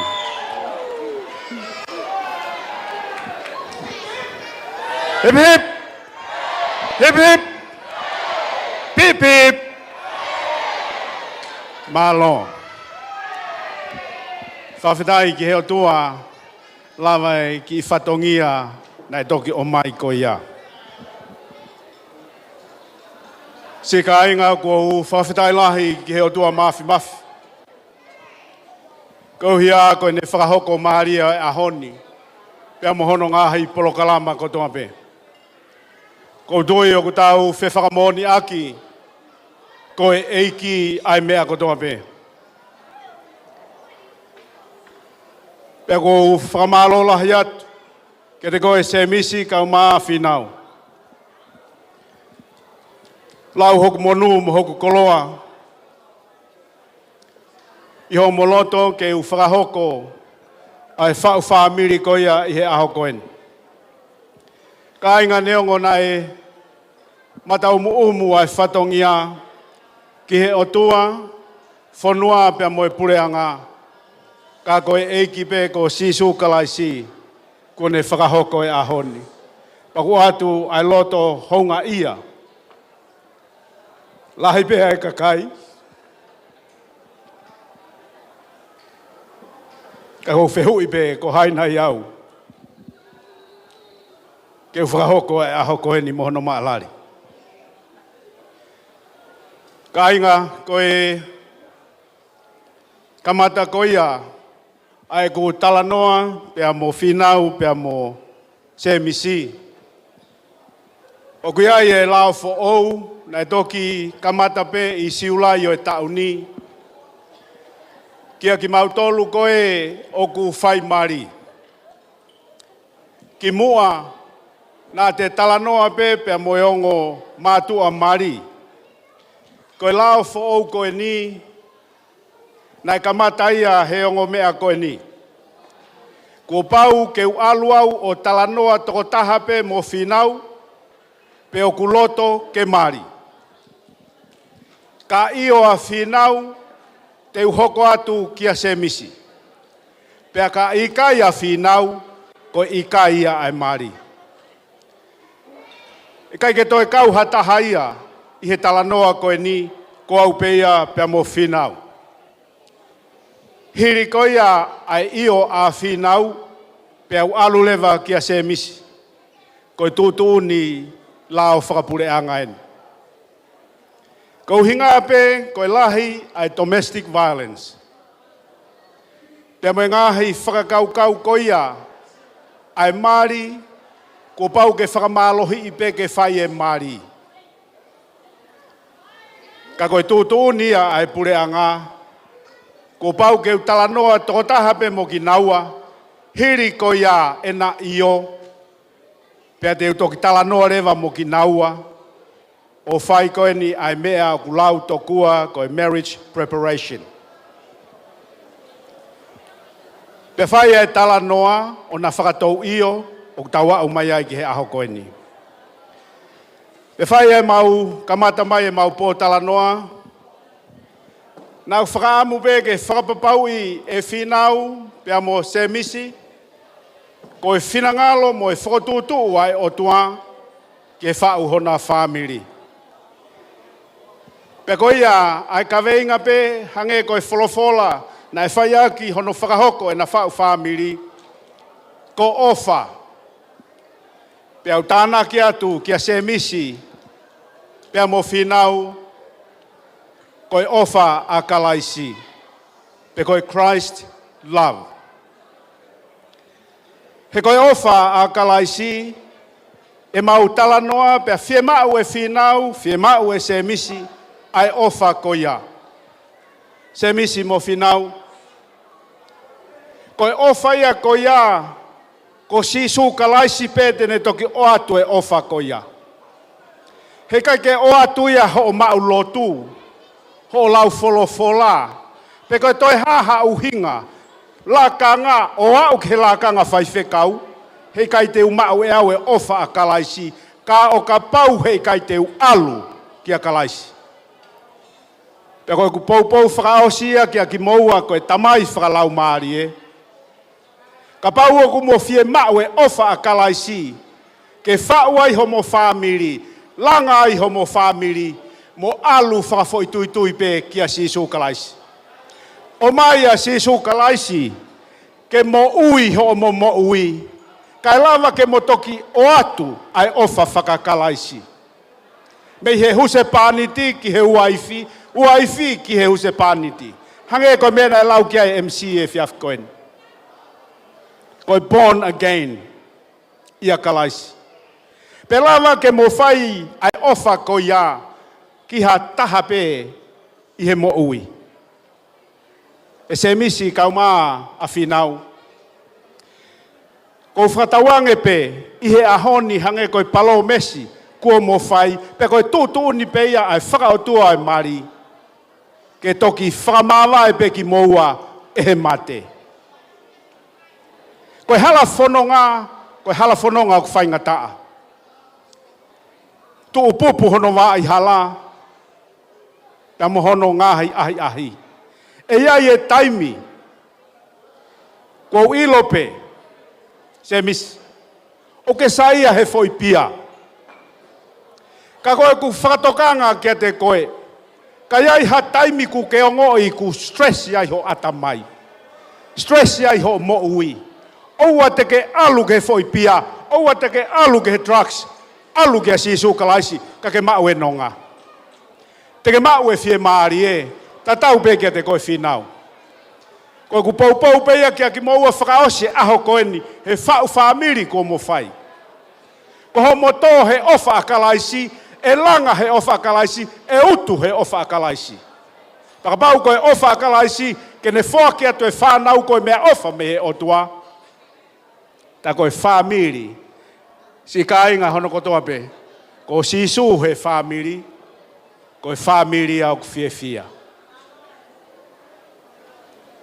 Ko setane, koe pia, koe drugs, pe koe haha toi mea mo ui he whamiri, koe toki mea vete ki whamiri ia. Vete ki kāinga, he koe tala pe ia e wholofola, o ku hau pe kai haange, kai haas, tamate i pe mo veuki, ka ko sisu, o ku hau ke mo ui, pe au mo ui o lahi au pito. Whatawange pe se misi kau maa Finau. Koe ofa ko ia a kalaisi, ko o whei loaki whakafoi tui tui pe au mo kalaisi. Pe ia te koe ai ofa ko ia me he ahoni, o au ki he tae ngata. Pe koe ku poupou ia kia ki moua, koe tamai whakalau maari e, kau maa whoke fu otu koe ni u tautu koe ni. Nihi koe ni u kei sinkolo koe ni, Ko whakaamu peke kau mo ki nau tolu he whanongo. Pea ku hoko koe se misi, pea mo Finau. Koe tāsi pinga, kia ānolo, pea mo palu, mo toenga, George mo kau tama koia. Pea kou kore whamore more heni, kia koro whakaanga, kau maa kula pea mo kalapu hala tukutonga. O ku whaingata ange kore visa ia a maari e toa he ahoni, he kore visa koe ke tuuta mai ki Australia. Pea ko ho mou kore visa, te mou kore visa mo toke he pure au pito. Ko ia mou kāta ki o lotu. Ka pau mou toi whesio ki he fofonga maari e toa, pea mou kore rewa e visa. Ki a Finau ko ia iau pure lahi. Ka ko hono whakaluku fua, mo hono whakakātoa. O ko atu ai whakamalo mo e loto hounga ia, kia te mou tolu hono kotoa pe. Ko mou mea mai, i he huafa ho tau eiki ko si sūkalaisi. Ke tau whakahoko, ai maalari o aho koeni.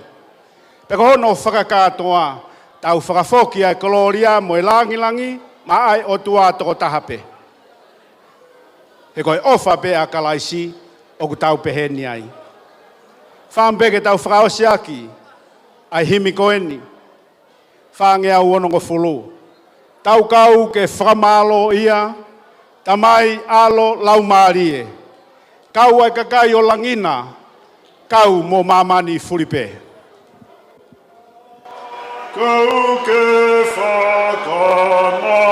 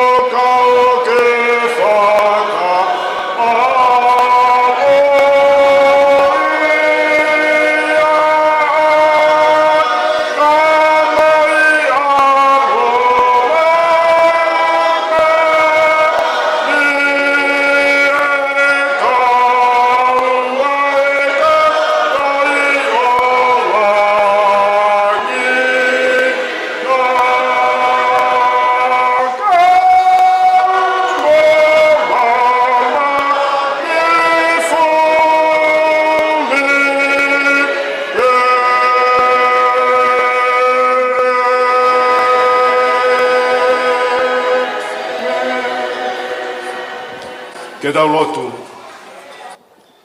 E o doa mafi, ko e maulea pe ia. Malo sisu. Ko mau whakaikuna e aho koeni pia mohono kātoanga. Magatoonga e mau fia he keresi mo e ofa ata ai a Fiona. Eki ko mau ikuna ai ngahi whatongia hono kotoa pe. Ai ngahi whamiri pia mo e ngahi whatongia na e whai. Kau mai amanaki na e toka pe ki ai. Neongo na e hange pe ka ikai, ka e whakawheta i ko koe ia sisu kua hoko pe ia ki ai. O tatau e hoko e amanaki a se misi pia mo Finau he ahoni, pia mo e akau ia o e mo ui. Pia ku mau whakamalo atu kia te koe, i he keres, i he ofa, i he lelei, o e tāpuaki ko ke whakakolo aki e mau mo ui. A ngā hei tapa ke he kehe na e whai ki ai whenga. O ku mau lotu e o tua, whai tāpu e kena. A si ngā hei whamiri ko toa pena, nau wholaua mai e wahanoa. Mei murina, kau mai ngā hei wheitu ke he kehe o Australian. Kau hia pe koe ahoni pe mohono mahu inga. He o ku mahu inga e o tua, a e whekau ko ke omi ke mau whe ofa aki. Ko mea ilo iai ki mautolu e mamani ko ho o whanau, ko ho kau mui, o ka pau e iai ha whe ofa aki. E toki a te ki mautolu e whe ofa aki ko ia, o ka pau e mo ui a kalaisi he mau mo ui. E o tua mafi, o ku mau lotu atu, hapai atu, ai kāinga ko toa pēku lonuku i he pangai koeni. Kai ai ha maututuku he pōkoeni. O lau maari maonioni ke o Fihaki pe whakapulupulu. O ave hao ki nau tonu ki hona ungahi mea anga kotoa pe. Kau mai o tua ka nau ka malolo me hona ungahi sino. O mi mua haivi moha malohi whakautua. Whakaivia pe malohi sino atamai mo lau maari. E o tua maafi mafi. Tō mua ke a watu ki ho tatau, ki loto tatauna. Ai whakamalo mo e whakawheta. Ai mau mo ui. Mei he takere mo e honga ia ho mau loto. He fu koloani fungani ko ke whai hono whakakakato. Ai fia mo e maalari o e fiafkoen. Eki whatawanga pēnā iaha ki hilelei na mau whei atu. Ke whakahoi fu atu ki he awhion. Kai he fiafkoen. Oku mau toi hapai atu pea se misi pea mo Finau ki ho tau kupu mafi. Ke whai mai e koe hono tauhi ai hala whanonga tena whanonga ia. He kumoni ai punake e se misi pea mo Finau ka takimua ai awhiona e kai he homo whanonga he hala whanonga. Koe maulotu ia mo e maukore mo e whanau ho mauloto. Sisu a whei tau lalo. Take atu e hala whanonga o Finau. Kau maafoki a se misi. Kau maafoki a ngahi whamiri kotoa pe maheni mo kau ngā mea. Oku mau I heni ke whakawhiawhia I mo whakailonga I ai maalari o e fiafkoen. A whei taunalo, lau maari e maoni on, I whumaya me langina hakeresi mo a tāpuaki. O tufo ke inasi ai ho kakai. Mea kutonu ke au sia he lotu vai vaini, pea whakakakato mai he a whiona me langina. Ege whai tāpua kina kotoa mai ki mautolu pea whakamonu ia. Mau kore katoa ngahi tāpua kini. Ni huafa o sisu kalai si, ko mau eiki mo whakamo ui. Pe koe keresi aho tau eiki ko sisu kalai si, o whalahia o tua koe tau tamai, pea mo e wheohio e lau maari e maa oni. O mo ngahi alo wha, loto i e te ki mautoluni hono katoa, pea ua nā hiri kai whai peo tae ngata. Amen.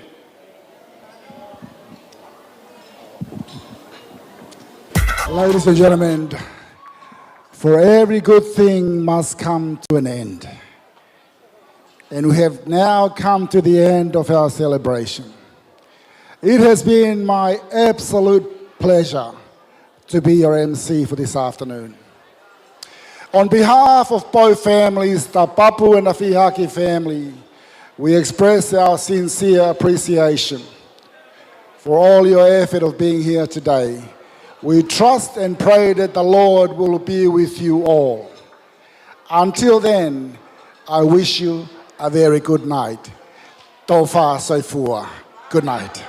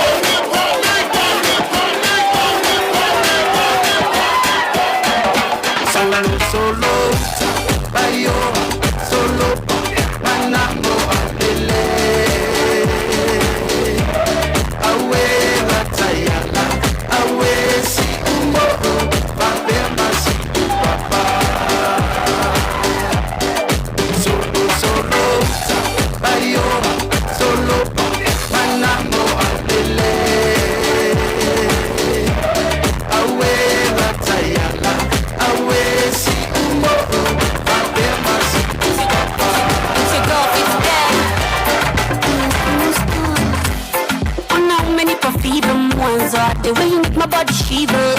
Papa, bichola. Oh, yeah, my desire. Ding dong, now you bring on me there.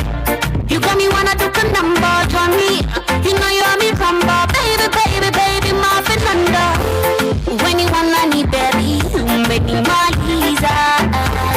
You make my temperature rise, so make me that Keisha. Nihitajina langu, I'll be right there. Niku setela, baby, take it down tonight. Can I be your number moja? Number moja, baby, can I be your number moja? Number moja, baby. Let's go.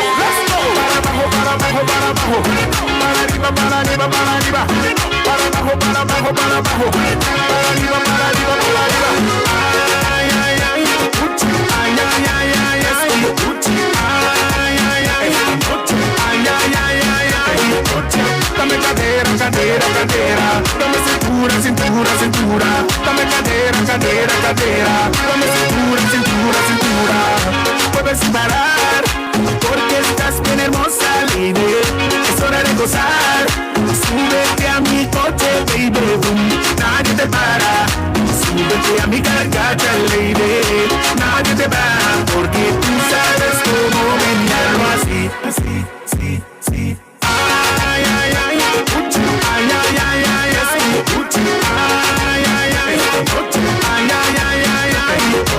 Dame cadera, dame cintura, dame cadera, dame cintura, es hora de gozar, porque estás bien hermosa y lady, es hora de menear, préstame ese cutie, vamos a